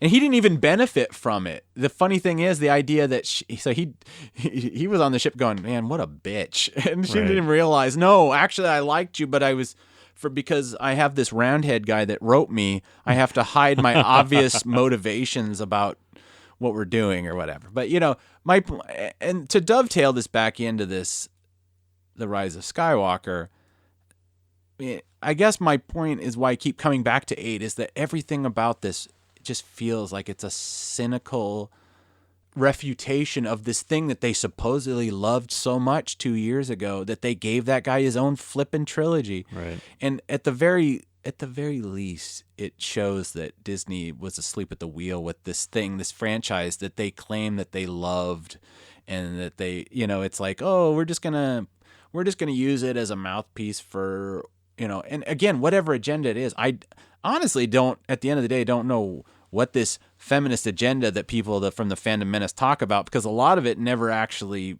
plays out. It's like they do it in the cynical way. They put the message wrapped in 3-minute mini cartoons with Barbie dolls that nobody bought. Right. It's like they don't put their money where their mouth is. It's that, and maybe that's indicative of Disney as a company. That's like they're kind of, well, yeah. Like if you look at Disney's, it's really, I find it humorous because Disney, majority of the consumers of Disney products are women and children, right? And you don't see a lot of guys running around with matching Tinkerbell backpacks and T-shirts, right?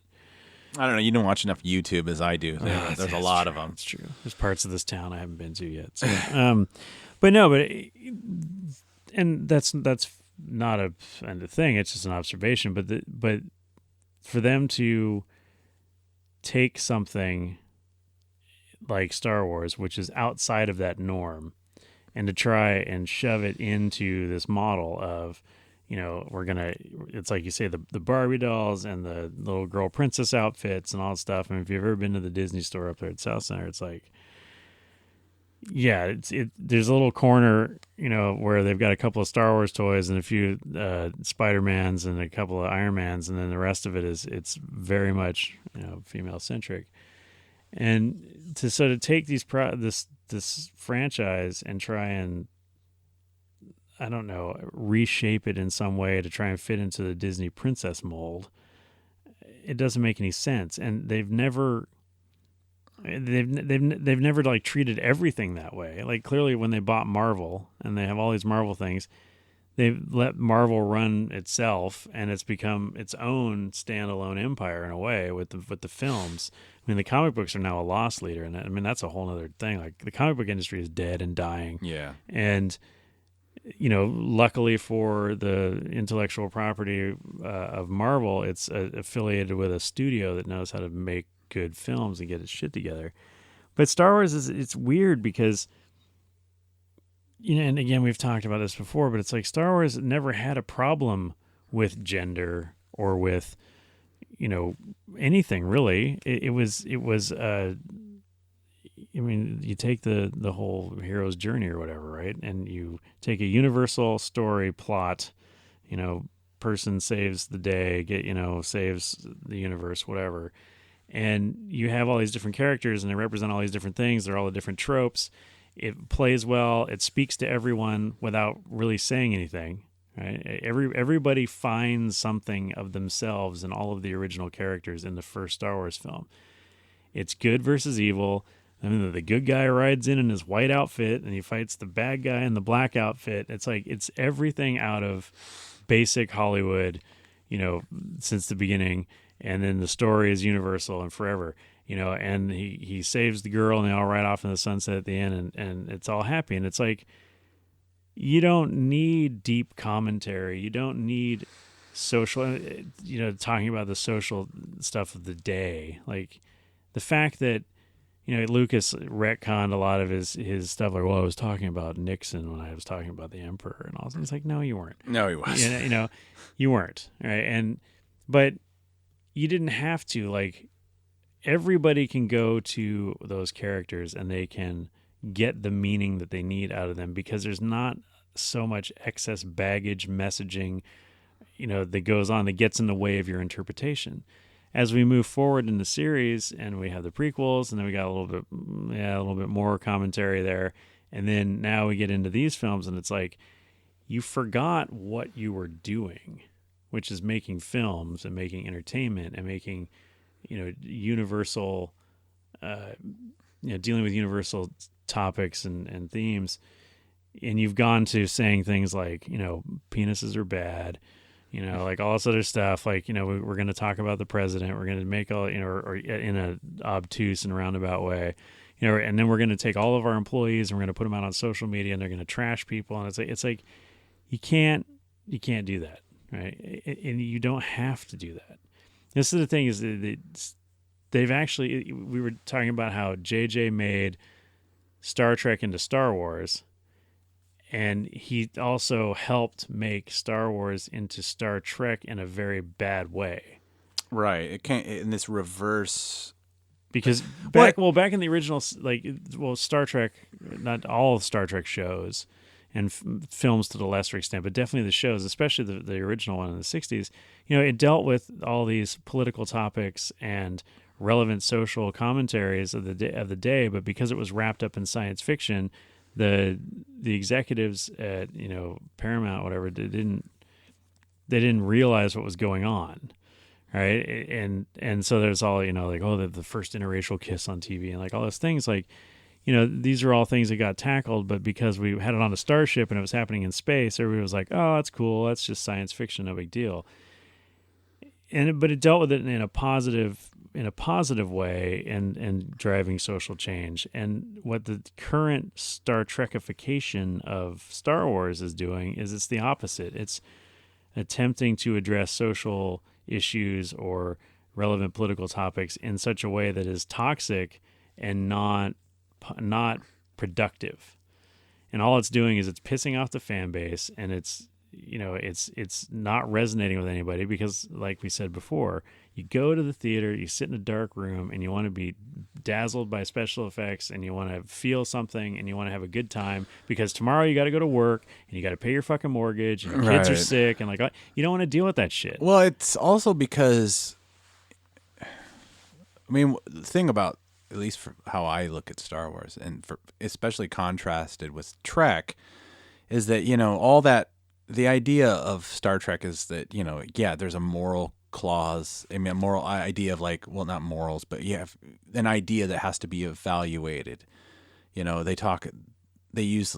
like, this is the planet where people are black on one side and white on the other, and that means this. And you can have all these philosophical discussions that are actually more important than the adventure aspects of Star Trek, because most of it is like they're doing it in the away room, they're doing it on the bridge, they're doing it in engineering, they're doing it on a boring planet. And then Star Wars is like, there's nothing about Star Wars inherently that is good about subtlety of ideas and the stuff that Star Trek could do, because basically a lot of the quote moralizing from Star Trek is like these weird half-assed fake Buddhist platitudes from like Yoda and stuff like that. Even Kylo were like burn it down, that kind of idea. There is no try. You're taking your just like things like you're going into that cave and you're taking whatever you have inside you into that cave and you're going to get that back. It's all very simplistic kind of view of things. And now they want to, act like, oh, these movies address this. And it's like, well, not really. It's like, oh, I just want to put my fist through this big ugly town. And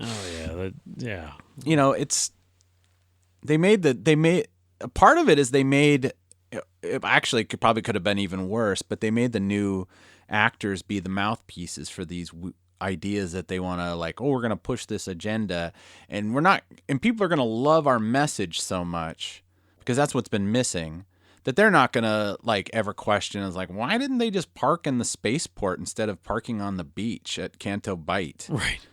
Why did they just go in their street clothes into a casino when, some clubs will kick a person out if they don't like that their shirt ain't shiny enough? And exactly this idea, and even in again, I'm talking about 8 again, but there was that hint in The Director and the Jedi where basically Rian Johnson says, oh, well, later on we're going to have Rose in this outfit and she's going to come out of that weird mustard colored gunny sack she's wearing, and you're going to see that she's really, she's not just this dirty girl who works down in the lower decks of the spaceship, and that she's beautiful and all this kind of Cinderella thing, which obviously jettisoned out. Yeah. Because it's like that weird thing where, and I will preface this by saying that this might be I might be just be getting this wrong because I don't know, but it's like, I mean, I thought you've always, well, I see it in like, women that like a female focused film, like say like Ocean's 8, the Mindy Kaling version. The most recent one. So I watched that, and then there was, I'm thinking of, did you see Widows? No. It was like, I think it was Viola Davis. It's Michelle Rodriguez. It's a movie about a bunch of the widows of a crew that they decide to take on their heist themselves. And that doesn't really matter. But the problem, in every scene, like Viola Davis is like dressed in outfits that probably cost $5,000. She's like, her hair's perfect, her jewelry's perfect, perfectly matched. I mean, she looks great in every shot. And it doesn't make a damn bit of sense, but it's a little bit of wish fulfillment. Now, I'm not saying every woman is just a clothes maniac or anything like that, but that is a thing that, people like to see themselves looking good and looking cool and looking stuff. And that's the weird thing about Star Wars. It's like they don't, like Daisy is just wearing like the same dumb costume, a version of the same dumb costume she had in all three movies. Maybe that one shot of her as Dark Rey is going to be her dressed up. It's like, who are they trying to, it's like they don't even let the characters like have fun being their characters. It's like they don't get to look different. I mean, Princess Leia, basically she spent the first half of Empire, dressed in that weird parka thing, but then she got, a cool outfit, and then, she got all these cool costume changes, and, some were more alluring than others in Jedi and stuff like that. It's like but in these movies, like the women don't get any costume changes except for Leia. It's like her hair changes every 5 minutes. She's like the only person that gets to change. You would almost think that, of course, I will fully admit that if like Laura Dern had changed her costume 3 times throughout the movie, people would be freaking out like, why isn't she working on a plan instead of changing her outfit? So I understand it probably didn't really serve the story, but. Well, there's contextual. It's contextual, right? Like, so. I mean, Poe Dameron gets to look like, a dashing something out of something that Clark Gable would have worn in a movie, in the Sahara Desert with the thing and stuff. He gets to look different every time. He gets to look to quote Gillette, the best a man could get or whatever, in that very stereotypical masculine thing, but these are stereotypical movies. And it's like, kind of like they don't, for being such a supposedly female-focused thing, you don't even get a chance for them to, like, again, Ocean's 8, everybody was, all the women, even if they were just talking about something, they were always dressed their best. And, they look cool. And it was like, what are they doing? They're not giving anything to anybody. I don't. That's true. But I would say that this is also part of, I don't know, I'd say this is probably part of the thing where we're talking about pandering and the nostalgia wagon, because one of the things that you always hear about for the praise for the original Star Wars movie is that it was the first science fiction movie, or one of the first big time science fiction movies, where not everything was shiny and silver and smooth and futuristic, and it was the quote unquote lived in universe and all that stuff. And there's actually dirt there. And like, that was like, everybody was fascinated by that, because up to that point, science fiction had been very sterile and sanitary and I don't know, like 50s industrial modern kind of thing. And so or that weird Art Deco thing with this island Earth and Forbidden Planet and all that. Right. I hate and that Metropolis stuff. And all that stuff. Yeah, but it's like, but now we have that, and maybe this is what's driving it. And I don't know. It feels like it's like almost like a misplaced feminism in a way. Like, we can be gritty and dirty and just be just fine, and we don't have to look good, and we don't, it's weird. I don't know if that's the message that's happening, or if it just comes across that way, or if it's like you said, we wrote the movie one way, and then what ultimately wound up getting filmed and edited and put on the screen came out another way. But it does feel like there's a lot of lip service given to some ideas and some philosophies, and then the actual product doesn't really help. Yeah, and it's and maybe that's that weird pivot where it's like, the one thing I did, again, Last Jedi talk, because it does, it informs everything about 9, and that's why I'm hammering it on. Because that's the problem, yeah. Yeah, I'm kind of, and I also I can't really talk about a lot of the stuff in the trailer without spoiling it, because I have read those, what is it, Jedi Praxis, like the 3 volume, it's basically every beat of the film that I thought was like, oh, they made it up, until I saw the trailer and realized, oh my God, there's that. So I almost feel like I know the movie now, how it ends. So talking about the trailer, I'm afraid I'm going to be a spoiler guy. But my point is that, like, yeah, they go, the whole Reylo thing, which, you kind of go, oh, whatever. It's pretty explicit in the goddamn movie. You know what I mean? Yeah. It really did kind of turn Star Wars into Twilight in that aspect. And, Twilight is like terrible. The entire, all 4 of those movies, whatever the plot of the movie is completely ancillary to the initially the love triangle between, I know you're going to be like, hey, wait, he actually remembers these plots? Kind of. The Jacob. That's because you watched them. I did watch all 4 of them. I'm sorry. Yeah, I know. I've never seen them. It was like I had to. I was legally required to by my marriage certificate. But what I remember from it, because I was pretty gobsmacked watching. You're a good man. I basically... I probably should have recorded my reactions when I watched those movies, because I probably could have sold them. But it's that thing where it's, the problem with those movies were that, the crux of it is always the relationship, and whatever Stephanie Meyer's idea of, like, it's not about really being a vampire. I don't know the books. I'm talking about the movies. But nothing that happened meant anything. It was like, will they accept her or will they not accept her? Is she a good person or is she bad? There's really nothing about, like, you have to go to, like in the second film or book, it's like, would they send her to vampire college and then she learns I don't know when she actually becomes a vampire.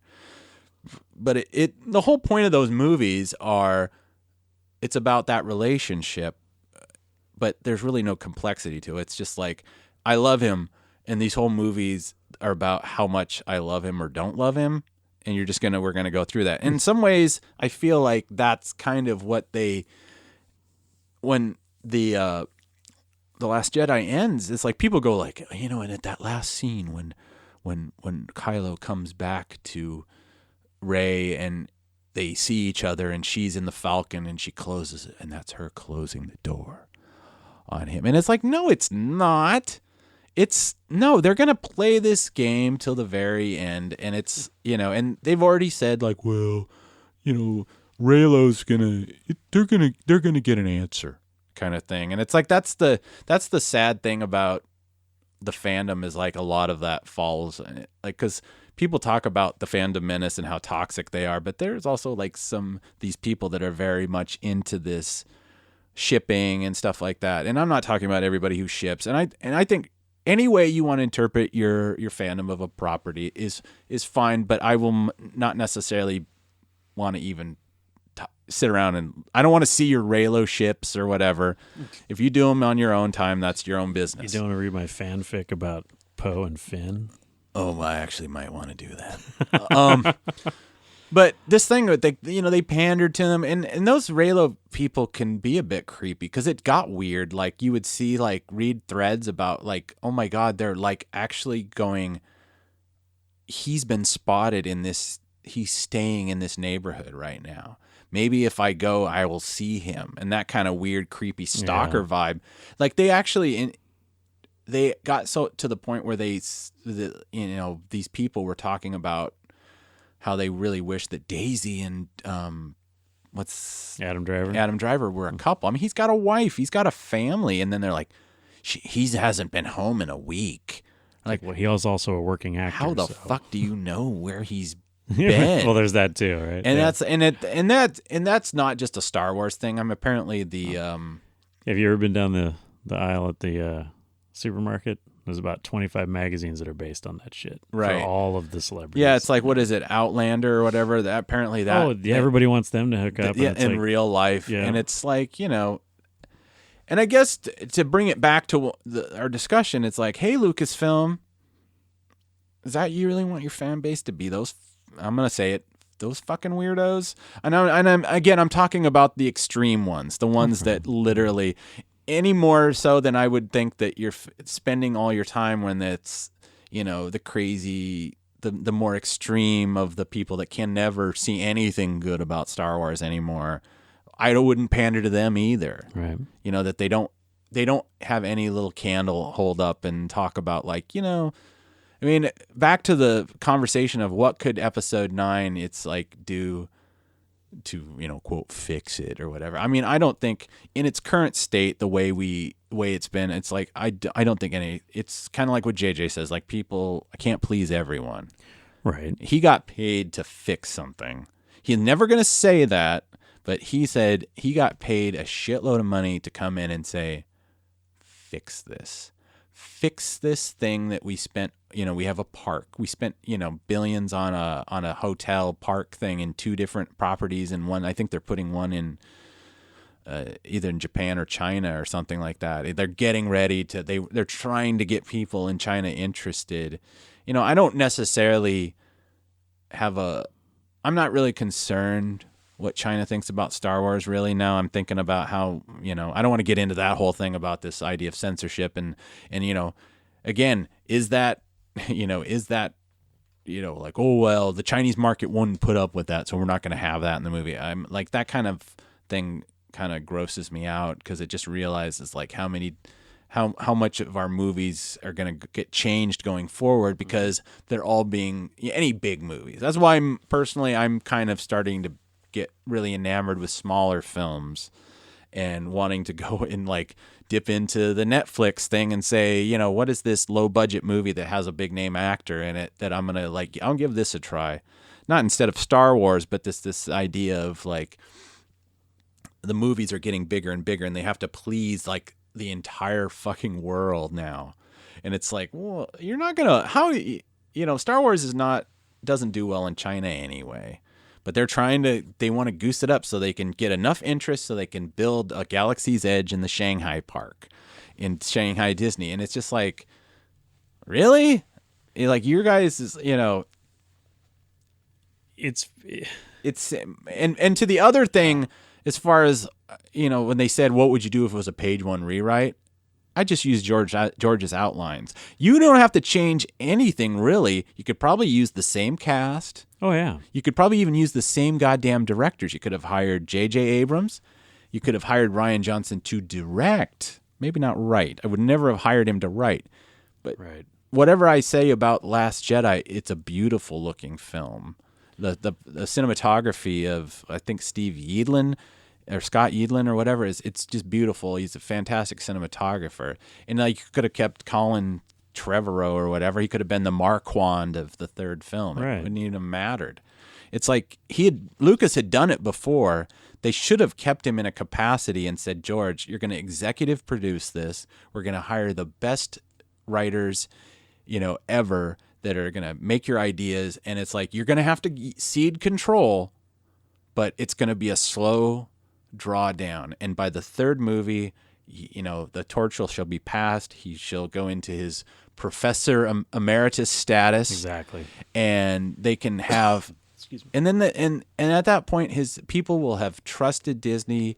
You know, it's not that thing where it's like they literally, I think a lot of the things they snatched, you know, victory from the jaws. Like Rogue One, I think was accidentally good. I think they, you know. Yes, very much so. As much as I enjoy that movie, you hear the stories, and like the guy that they paid a shitload of money to fix it, he admitted it was a mess. It was a mess, and he says, I fixed it. And I don't know the guy, but I know enough about Disney Lucasfilm now to know, he probably did. Yeah. Because you hadn't seen Gareth on a marquee in ever. No. Yeah, he wasn't at Celebration. So he's not even a concern anymore. No. So I mean, my point is that, you know, in some ways I feel free going into this. And it's like I'm sad about it. I haven't bought my tickets yet. Yeah. I have friends that have bought tickets and they're all ready to go, and it's like they're, and yes, I'm taking it too seriously, but I'm in my basement on microphones at late in the evening talking about Star Wars. I'm not going to apologize for being passionate about these things No. But this is actually the most candid we've been about this topic. Yeah, and it's like there is a part of me that wishes I could just shut it off and just go in there and sit and spoon in that old Star Wars feeling. But I honestly, it's like it's not there anymore. Even Solo, which I enjoyed, when it got off of Han and Chewie, it would get a little squidgy, and I'd be like, oh, well, this is boring and this is that. And like, what is... I kind of liked what was going on with the what's her Empress Nest thing, but then it's like when I watch it again, it's like the fact that she's a 15-year-old girl isn't enough for the reaction. It's like, okay, let's make it more. Where's that story? That whole the movie starts to fall apart at the end, and it's like, wait, what is this? My point is that weird Star Wars feeling, which I haven't felt since Rogue One, it's like that's what I wish I could do and shut off my critical mind and just go and just take one last ride. Now people are like, well, you got the Mandalorian. Star Wars is a cinematic experience. Yeah, first and foremost, yeah.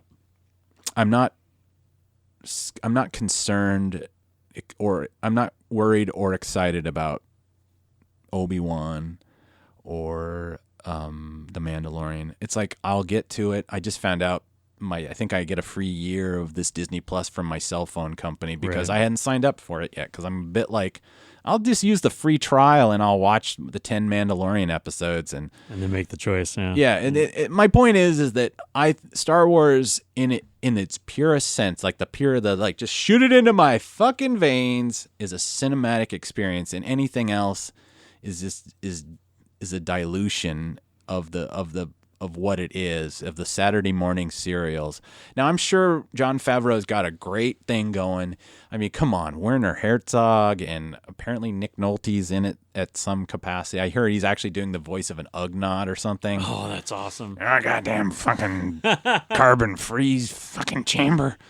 But I mean, I'm gonna have fun with that, but it's not gonna be like, oh yeah, that's Star Wars, because I honestly feel, Clone Wars never really got that. They're fun distractions, but now there's not going to be really, it's a cinematic experience, and now they claim that they're not doing, saga movies, and I mean, the saga movies are done, the spin-offs are done because they're all getting relegated to Disney Plus, so it's going to be whatever Kevin Feige's putting together, in some ways I'm thinking to myself, is this a good time for me to bow out and just kind of like, all right, I'm out of this? I mean, I don't know what that really entails, but I don't want to become like just gross and angry about it all the time. Not that I feel like not to feel like anybody's been gross, but it's like when I talk about Star Wars for this long and it's in the negative, I do start to feel like gross, because it's like I really do like it. I'm sitting amongst this plastic crap of my childhood. It's supposed to be, like you said, it's that thing where you go in, you don't think about your cholesterol level or exactly. whether it's did I get that colonoscopy 4 years or 5 years ago? Do I got to go in for that again? Kind of thing. And it's like, and I actually, if I can't have that because of just too much water on the bridge, at least I'd like to have my nieces have that. It's like, and I feel like these movies aren't escaping for anybody. I think it's true. I mean, it is true, and it's funny because we talk about how it was part of our youth and it was at the right time and all that, and we have heard from people who are big time prequel apologists because those movies came out when they were a certain age and it hit them, and so that's their Star Wars. You're not getting that now with the new movies. Like, I think about my nephew who loves things like this. He loves, the Marvel films, and he loves, we go to the Emerald City Comic Con every year, and he loves all that pop culture nerd stuff. But But Star Wars never. I mean, he knows it. He knows that I like it. We go see the movies when they come out. But he's doesn't have the passion for it. Like there's so much other stuff that he's into on that, that's adjacent to Star Wars. But Star Wars didn't hit him the way it hit us. And I think part of it is just because the storytelling isn't there. Yeah. I mean, because like you say, these movies are, well, especially like you said, with The Last Jedi. I mean, these movies are beautiful. Right? They're well shot. The production design of course is always top notch, and the costuming and all that. I mean, everything is put together so well. But it's a nothing. There's nothing. There's no meat to it, right? There's no core. And where is the equivalent of, and I forget I'm blanking on his name. He's passed. I should shout out his name, but where is the equivalent of the guys that waited 6 months in front of the Cinerama for Attack of the Clones? Right. And I'm not saying that, well, if you didn't wait 6 months in front of a theater, you're not a real fan, but I'm saying where's that level of enthusiasm? Where's the 2019? Where's the, Raylo dance or whatever? You know what I mean? It's like, even if the Raylos they claim that they're the ones that are the true fans of the sequel trilogy, where is their equivalent? It's like, no, but they don't. Their fandom, I feel, is very like, they're obviously not buying the toys, and they're not. That's a fact. And they're not. I don't know. It's just this. Is that your phone? Yeah, unfortunately. Sorry, it's going a little too close to the to the mic. Sorry, I've been podcasting for 10 years. That's the first time it ever happened. That you know of. It's just nice. We'll edit that shit out later. Yeah. But yeah, it's just that thing where it's like, I'm not saying you have to wait in line to prove that you're a Star Wars fan and all this. I never did any of that stuff. I tried to go the first night, but I never went the first showing and stuff like that. I'm not saying that you have to, your protestations of faith or whatever. You don't have to walk around with a piece of dried burnt carbonite on your forehead and a sign of a rebel symbol like it's Ash Wednesday or something. But the passion's not there. I mean, I definitely don't have it, and maybe that's a function of being an adult and thing. It's like, I guess maybe there's a certain aspect of it that I feel as a fan, maybe if I'm being honest, I feel a little embarrassed about being so excited about The Force Awakens and the Rogue One and stuff. And it's like, maybe I should have taken a cynical view, even if I enjoyed it. And maybe I could have enjoyed this whole, bullshit kind of thing. It's like the idea, like I wanted it. And I don't go in with that. I didn't go in with like rigid expectations about this new trilogy. I mean, I do say it's like, I just didn't want it to be awful. I didn't want it to be like that dream that I would talk about, that I'm like, before The Force Awakens came out, that I kept having this dream that I would go into the theater and it would be like, what is it called? Amazing, whatever Journey was, the Raquel Welch thing where they inject a little ship into a person's bloodstream. Incredible Journey or I had a dream where it was like the Millennium Falcon was in the enemy's bloodstream. I'm like, oh my God, this is the worst fucking movie ever. And that's kind of the closest thing I could tell you about my first viewing of The Last Jedi, is kind of like, oh my God, it's that nightmare that I had. It's like, and you pinch yourself. Am I dreaming? This is a joke, right? He didn't just milk a walrus titty on screen. And then it's not only is it he's doing the walrus titty, it's fucking tart. Right. Because he's smacking his lips. That walrus milk is tart, because he did that thing where your taste buds get like zipped, and he's like, this is like Barks. The Barks root beer. It's got bite. And you're just like, no, this is a joke. They're going to come out. It's like when I bought the Holy Grail, Monty Python and the Holy Grail on DVD for the first time. And when you start it, the first 15 minutes is a shitty movie. And then they go, oh, sorry, put the wrong film in. And then the movie starts. And you're like, oh, you guys. Yeah. No. Oh, my God. This is the longest Star Wars movie ever made. Oh, God. Yeah, not only was it the worst, it was also the longest. Yeah, the whole thing, like, you just want, for example, the movie when it started, you start with the mom jokes, and then you go straight to flying space Leia. Like, by the time you get to the titty, like at that point, it almost didn't even faze me. Like I was still in such shock over how incredibly stupid and strange all of that stuff was at the beginning. By the time we got to Milk and the Space Walrus and all that stuff, I'm just like, well, what the fuck else can we do in this movie? I've been waiting for titty in a Star Wars movie for 40 fucking years, and this is what I get. And this is what I get. Yeah.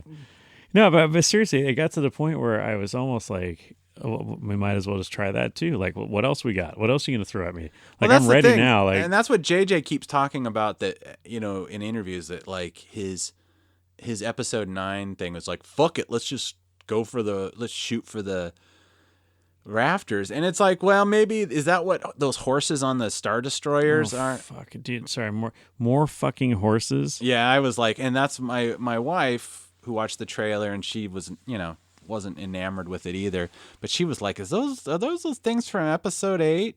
Are those things that Rose and Fathiers? The Fathiers? And it's like, I don't think so. I think they're actually whatever those horses from the He-Man cartoons were, or the weird Clydesdale. Was that He-Man or was that? Well, there's Krull. They had those weird Krull, yeah. Clydesdales things with the. Yes. But it's like, again, some people say it's like this movie actually doesn't quote look as good, and we've only seen the trailer, and again. Somebody pointed out that like the effects aren't probably rendered 100% yet, so it's hard to get. Pretty damn good though. I mean, for not being fully rendered, except for the horses, but they never look good. Yeah, like the big lizard things or whatever in the prequels that were walking around look bad. The horses, they're the things that they rode on, like the Gungans and the Gungan battle. All that looked okay because that was all CGI, the entire battle there on Naboo. So there was nothing to take you out of it. There was no Uncanny Valley thing. But in episode 8, it's like when they're riding on those horses or the Fathiers or whatever, and they're in them, it's like they just didn't even look right. And this is the most cutting edge special effects technology we have available to us in the history of history, and you still can't make an animal look real with a person with a live actor sitting on top of it. You can't recreate the movements, like, and I don't understand why, because with all the motion capture and all that stuff, and we saw what they did with the Lion King remake and all that stuff, like you can get pretty freaking close to real. And I know they're supposed to be aliens and whatever. It looked like crap. And then what they're going to do is they're going to go back to that, and you're going to go, we'll just make them fluffier and cuter. And you're like, no. Yeah. There's no horses in Star Wars, dude. There's no horses in Star Wars. There's large lizards you can ride around. Exactly. No, why aren't they riding horses? fucking dewbacks or some shit? If they're going to throw the kitchen sink at this movie and bring back the Emperor and Banthas. And Lando and all that stuff, it's like maybe they should be, riding Banthas and Rontos and they're going back to Endor things. Dude, so. Yeah, they're going ride a goddamn mangy Ewok for all I fucking care. But it's no, I'd take that. Hell yeah, we should have Ewoks. Bring Jar Jar Binks can come out of the woodwork and go, Misa, the one who's controlling all the strings. It's like, really? Oh my God, that fucking joke meme about him being a Sith Lord, he was right all along. I'd actually clap at that if that'd be like, all right, you saved it. Maybe that's the answer for David. You saved it. Jar Jar Binks is actually controlling all the strengths. He's actually Maz Kanata, like in some kind of weird skin suit or something. He like rips out of her and his big long flippers come out and like, oh, Misa not feeling so comfy. Misa like being big boy now. Misa, Finn, you and Poe are in love. You didn't know that? You're supposed to be kissing. And Rose, you're supposed to be with Rey. Oh my God. Like, oh my God, this is the best movie ever. And then like there'll be like AT-ATs everywhere. You get an AT-AT. You get an AT-AT. I'm sorry, I'm kind of being what's his name, Rich Evans, but it's like, yeah, there is a part of a fuck it. Just throw it all at the thing, just like show a fucking blooper reel during the credits. Why not? Well, yeah, and you need a shawarma scene. And halfway shawarma, through. yeah, where they're all just sitting around eating, I don't know, one of those horses or something, and going, this is a little tough. And then like Ray brings out her her like Fisker's 2-bladed lightsaber and is cutting flanks off of it. Sapphire, and then all of a sudden Ryan comes out. Actually, I directed episode 9. Expectations subverted. This is my trilogy. What? I directed all 3 of these movies. I retconned it, so actually J.J. Abrams is just my pen name. J.J. Abrams isn't actually real. He's not, Exactly. He's not a real It's person. all Ryan. Knives Out. In theaters in November. Have you got your tickets for Knives Out? No. But I mean, if I hadn't read anything about the messaging and the plot in that movie, the trailer actually looks really good, and there's some really fantastic actors in it. And and it, again, like The Last Jedi, it looks like it's going to be a gorgeous film. Very atmospheric, very well shot, all that stuff. But it's like, I've heard so much from JJ about it, and I've heard so much about what it's about, that I'm just no fucking interested. Oh, you mean from Ryan, the Knives Out? Oh, sorry, right, yeah, Ryan, sorry, not JJ. Yeah. Well, he's the same person, right? But I mean, at this point, it's just that stuff is marketing, though. You have to have and I'm surprised JJ, well, mainly because they're trying to stick landing and it's already on fire and. Well, I was talking about Knives Out. Yeah. The Star Wars thing. We're starting to talk in circles. Maybe we should wrap up. Is there anything in that trailer that we should actually address? I mean, we addressed the horses. Well, so the boring costumes, the red-eyed 3PO thing. The I'm gonna say goodbye to my friends.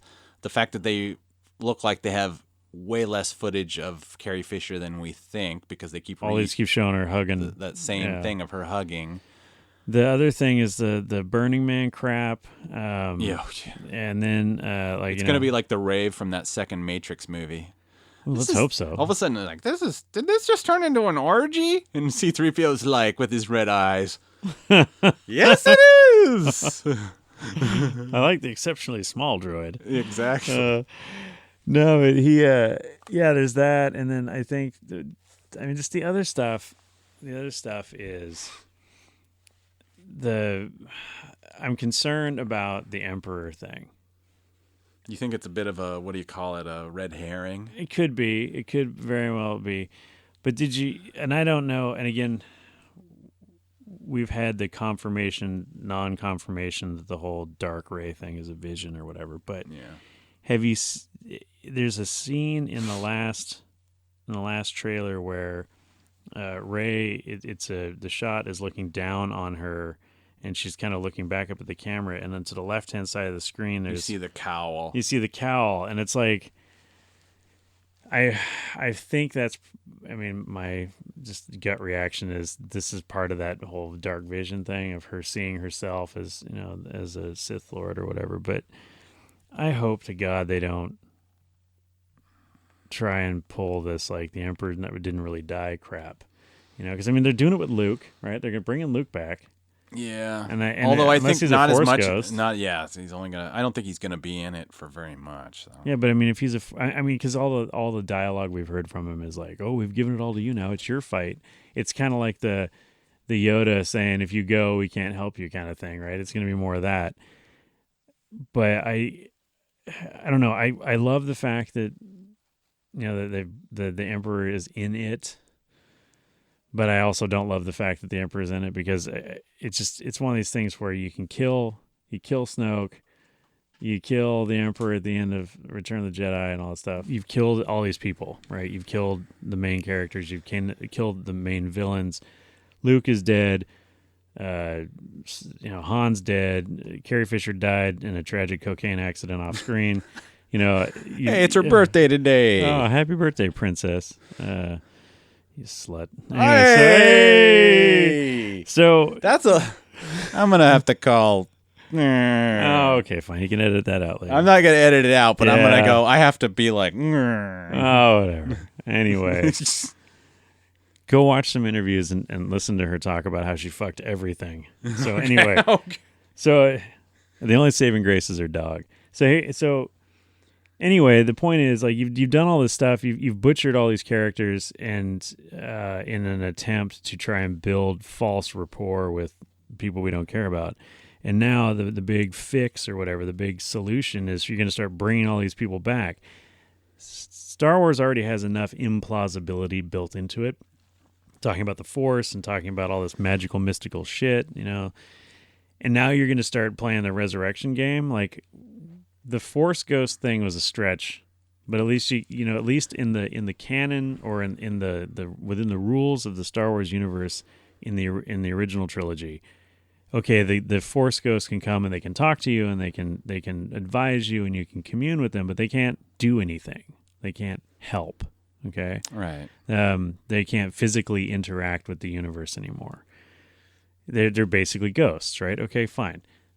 I'm tracking, right? We've got the Force, we've got this weird mysticism shit and sci-fi, but we've got this. Okay, that's fine. It works. It's within the rules of the universe. But then Ryan Johnson comes along and says, "Oh no! Not only is that, Yoda is a Force ghost, but he's going to call down lightning and he's going to do all this stuff and interact with his universe." So now it's like, okay, so we're going to bring Luke back as a Force ghost, but we're going to tell him he can't help, even though he can now, because we've established in the universe that now the Force Ghost can actually intercede on behalf of the living. But we're gonna handcuff him because, well, we don't want him to do that because we want Rey to be the hero. And like, it's confusing, it's disappointing, and it just becomes like heaping more of this disbelief on top of everything because the Emperor is going to come back, even though we clearly saw him get thrown down a shaft, catch on fire, and explode. And then, Vader's breathing in the background of one of these things. It's like, so what, are we going to bring him back now? Like, is Anakin going to show up? I mean, we've already heard all the Hayden Christensen rumors. It's like, is he going to show up? And then it's like, the thing with Palpatine saying you've all come together, and then we have that scene, that brief scene where Rey and Kylo are hacking up something together on what looks like Cloud City. Like, they're boyfriend and girlfriend, and they're not, and they're working together, and then they're not. And it's like this whole back and forth we've had in these movies, and it's just, they're creating more confusion than they're solving at this point with what we've seen in the trailers. And so I'm very concerned that again, like you said, a lot of the rumors that we've heard are true, that they are grasping and they are filming things and they are throwing things against the wall, and we really don't know what the whole story is going to be. And I don't know if they are going to have a satisfying ending, but it looks like it's going to be this great big Armageddon thing at the end, because we have 65,000 Star Destroyers and we have all of the rebel ships and the Millennium Falcon facing off, and it's right. Like, I don't know. Like, I want to be optimistic. I want to be, I want to believe that we can get somewhere with this, because everybody is talking about it. It is the end. It's the end of this storyline with these people and these characters that we've lived our whole lives with. And, then the company that is managing this process is at the point where they're almost ready to throw in the towel on this whole thing. And they're like, you know what, you're only going to get TV shows. You're not going to get any movies, or you might get a couple of movies, but it's not going to be for like 5 or 6 more years. It just feels like there was no plan to start with, and there's no plan to finish with, and there's no plan going forward. And I think that between Dave Filoni and Jon Favreau, those are the last two people that we can count on to give us any decent Star Wars. And they're relegated to the backlot making TV for Disney Plus. Which makes you wonder if, like, I don't know, maybe we're not right. Maybe Dave Filoni doesn't have the juice to make a movie. I mean, Jon Favreau has made some good movies and he's made some shitty movies. The first Iron Man is pound for pound. I mean, it's still one of the best of the Marvel. The Marvel things. But then he also made Cowboys versus Aliens or whatever. Also true. Yeah, and he makes those. He made that. He's a company man. He made the Lion King live action or CGI remake or whatever that apparently, I don't know. That's not my wheelhouse. The people said it was shitty, but I mean, whatever. It's like I do want to believe that there is a brain trust that wants to, and I understand that you can never go home again, so it's never going to be the originals, and it's never going to be even like the prequels, because that was all come down to George. But that's not to say that George his sequel trilogy would have been, you know, it might have been something very. We might not have liked it, you know. Well, no, there's but a then very you real could- possibility. But of you that, could have yeah. honestly said, like, you know, at least you could just be bitching about George. George does this and George. But you know that George. George being George. Well, then that's the thing that keeps coming about. Is when I read there's this 2-volume thing, like an oral history of like 50 years of Star Trek. Oh, okay. And one of the things that kept getting kind of hammered into my head that I guess they said it explicitly a few times is like, you know, a lot of the things that you loved about Star Trek in the last 30 years were like explicitly against the rules of Gene Roddenberry. Right. Like he would never have made Deep Space Nine. He probably never would have done anything approaching like a prequel series. Oh, like Enterprise, yeah. Yeah. And it's like, you know, and I like most of Enterprise, but, you know, and he definitely, I mean, he might have actually been more on board with stuff like Discovery, but set after the Next Generation. Yeah, way farther in the future. So it's that thing where you're like, you know, just because if George had, you know, written everything, it wouldn't mean like he wouldn't have tried to insert a bunch of his own political ideas or not political ideas, but whatever his ideology, where he was in his 70s versus where he was in his late 50s when he was making the, you know, he's a father again after this thing. He's newly married. He might have a whole different.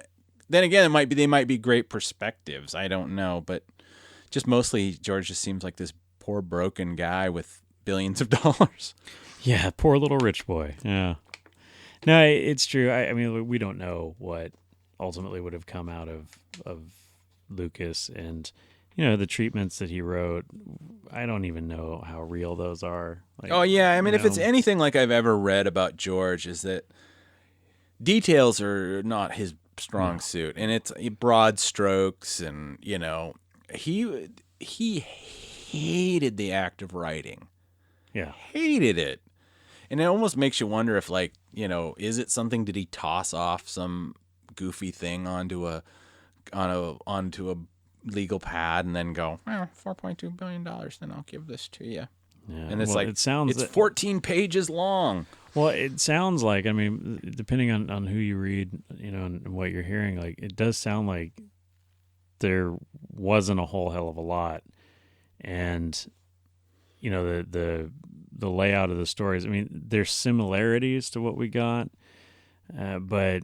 Yeah, I mean, there was supposed to be a female protagonist right. and a new Jedi Order, but I don't think it was supposed to go off that way. Right, but and who knows? Like, but I just feel like the even George Lucas doing his half-assed George Lucas on the legal pad thing, like we saw in the documentary about making the prequels.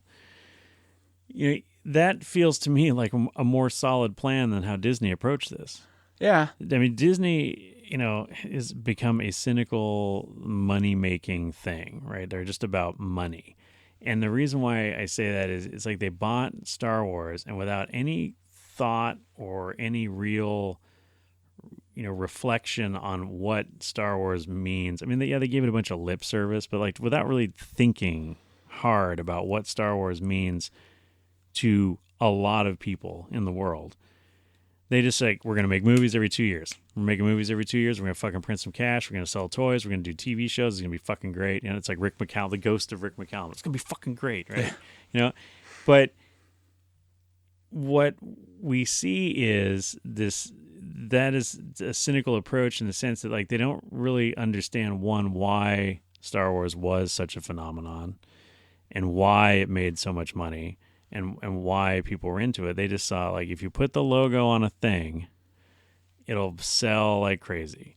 And so we don't have to put the work into it like George put. I mean, George put a lot of work into Star Wars. Was it all good? No. But some of it was amazing. Yeah. You know? But he put a lot of fucking work into it. I never left the theater ever regretting having gone in. No, absolutely not. And I have felt that way Yeah. at least once in the last couple of years. Yeah, and so I think Disney just figured, you know, we can put anybody on this.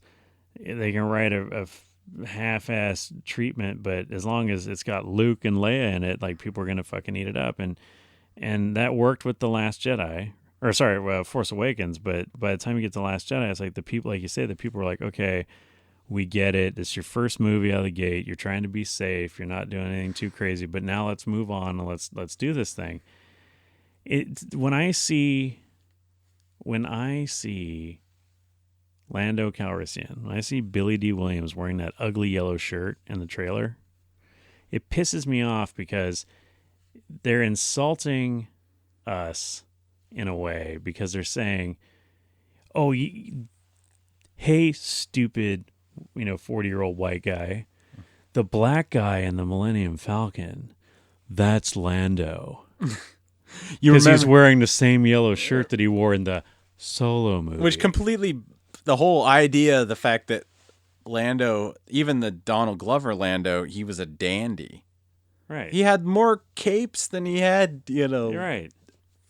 Whatever, what's that stupid crystal that's the dilithium crystal of Star Wars now? Oh, the Kyber. Coraxin. Coaxium, yeah. It's like DSL cable or something. Yeah, it's DSL cables.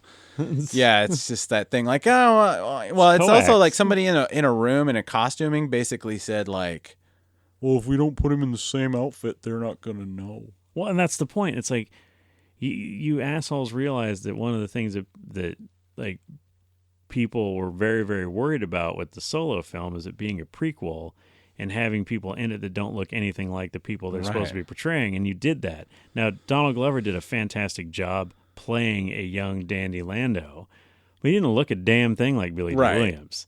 And same thing with the third Ehrenreich. He kind of looks like, but there are other people who look more like a young Harrison Ford, and there's people who've played a young Harrison Ford in other movies who would have done just as good of a job. And, but again, they threw it all out the window. And it's fine. Don't get me wrong. I really enjoyed Solo. So let's put that aside. But the fact that there are people making this decision in a marketing department or in a design and production group or a writer's room saying, the people who've been with this franchise for 45 years or 40 whatever years, 43, 42, whatever, these people aren't smart enough to figure out that the guy who played Lando in the original movie, who's back playing Lando in the new movie, is the same guy that was in our... It's like, yeah. Do any of these people even know? And considering I was like 30 feet from him back in June. Oh yeah, he wasn't looking good either. Yeah, well, but my point is the presence was there. Oh yeah, and it was like, and again, it's my rule. Why fuck up a perfectly good guy you admire by going over and talking to him, especially when he was going to a restroom, and you're not going to bug the guy. He's like 80 and he's probably like, why am I in Puyallup? But how do you even say this? Yeah, exactly. Puyallup. But it was Father's Day weekend and his son was there, so it wasn't all bad. But my point is it's like, yeah, I mean, he's got a presence. You don't need to put the fucking yellow shirt on him. Yeah, or you know what? Keep up the character development. If he's a fucking dandy, then come out with another big, ugly, bright shirt for him to wear. Yeah, he should be wearing paisley or something. Yeah, or go back to that awesome Hawaiian shirt he had on at the end of Solo. I mean, like, something, but it just feels, it's like the Rey thing. Are we not going to know it's Rey if they don't change her outfit? Yeah, and that's the weird thing. Everybody has been knocking at this thing. It's like, I mean, she has to be like, don't I get to wear something cool? I mean, don't I get to do something different with my same hair from 4 years ago? No, she has a third ponytail for the third movie. Yeah. She had one in the first one and two in the second one. And people are such apologists. They're like, oh, that's so the CGI with Carrie Fisher will link up. I'm like, oh, God, really? It's like, we're doing that? It's like... You can recreate Peter Cushing. Right, and you can't... in a computer, and you can make him look more real than the fucking horse that gets ridden in Episode 8. You can make a dead man walk and talk again and look real. There are people actually walking out of the theater going, I thought he died.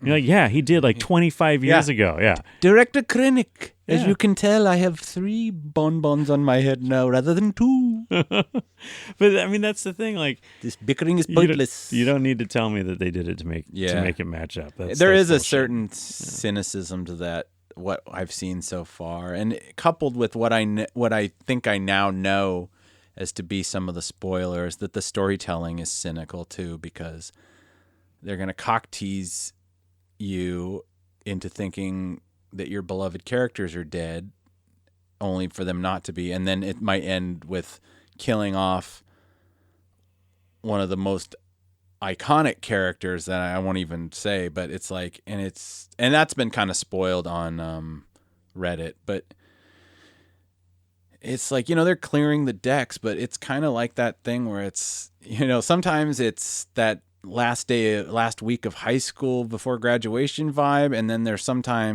that last week at a job before the moving truck comes and picks up all the furniture and takes it over to Ducky's or whatever.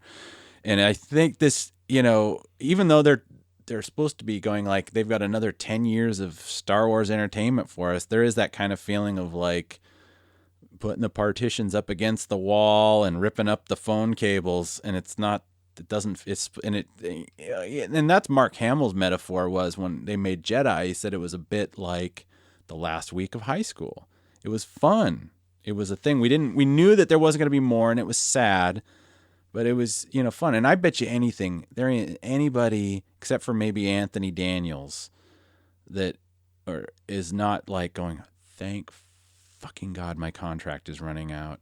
It's like I get to go, and I don't know how many films these people signed on for, and if maybe John and Daisy got to count their participation in the ride as a film on their contract or whatever. Right. Yeah, you never know. I mean, John Boyega and Daisy Ridley haven't had the bang up career, and I would feel bad if this kind of typecasted them or something, that they're, it's the Star Wars guys.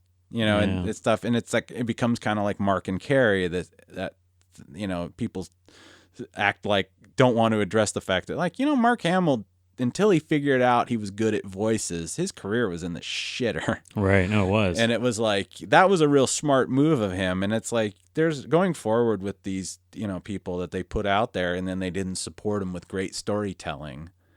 It just makes me go, This is feels like it's going to be such a wasted opportunity of this trilogy. Not Star Wars in general. I think that they'll come up with something, because there's enough people that care, that are still around there, that they're going to do something. I mean, like you said, Favreau and Filoni, and and they'll find other people, because they're going to hire people. They're going to keep hiring people onto this stuff, and so it's kind of like, I don't know. I have to decide when I want to see it. Part of me in my little bitchy, vindictive self, like, I just want to sit it out the first weekend, just so, I don't want my $20 to contribute to the box office, just to show them. But then it's also like, I also want to probably, when it comes out in 60 days, I kind of like to get together and talk about it. Right, yeah. And hopefully it won't be 2 hours of, I'm not saying bitching. I don't say we're, yeah, we're kind of bitching. We're definitely salty. And yes. I honestly, I will say this, I didn't know I was feeling so salty, actually. I was trying to be a much more pragmatic and conciliatory approach to this all. But it's like, no, when I really start to think about it, I think about what we could have had. It's true. It's very true. This one goes out to all the salt mates out there. Yeah. Yeah, it would have, what could have been, it could have been great. And what we got was not. And I'm hoping that what is that is coming will at least be better. I think like Jeff said today, that in our messaging about how you're never going to get it all back. The only hope now is that it just doesn't get any worse. And I mean, that's a very dark thing to say, and a very bad place to be going into the final episode of this series of films. Like I said, that we've spent our entire lives, being enthusiasts for. But I'm kind of at that point. Like, I just want to. I'm going to go. I'm going to be there opening night with the 501st, and then I'll be going a couple days later, taking my nephew. That's our tradition. His birthday is in December, and so whenever there's a Star Wars movie, we go.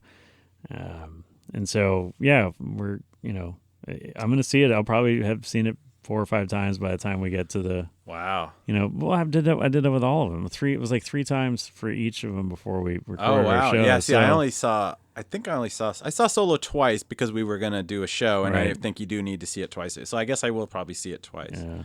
So anyway, but I mean, it's like I do it, and it's like I don't care at this point. Disney's already got $1 trillion, and they already own most of the world. It's like Disney and Google and Amazon are fighting for the scraps of what's left of our planet. So it's like, whether I give them my $14 or not really doesn't matter. I just want to go, and I want to finish this thing.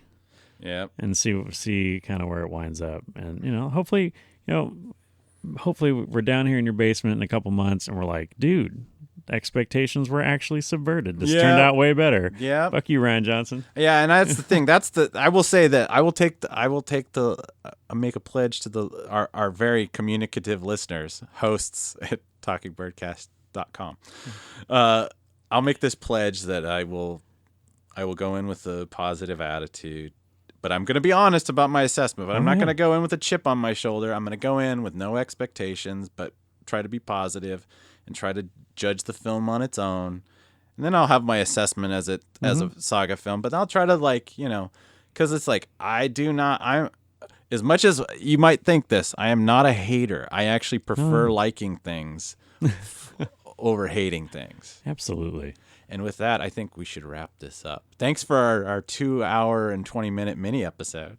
Hey, well, it's not a 5 hour one. Not it's 5 half hours. as long as our average episode. So yeah. So hey, thanks for listening. And you know something? May the Force be with you.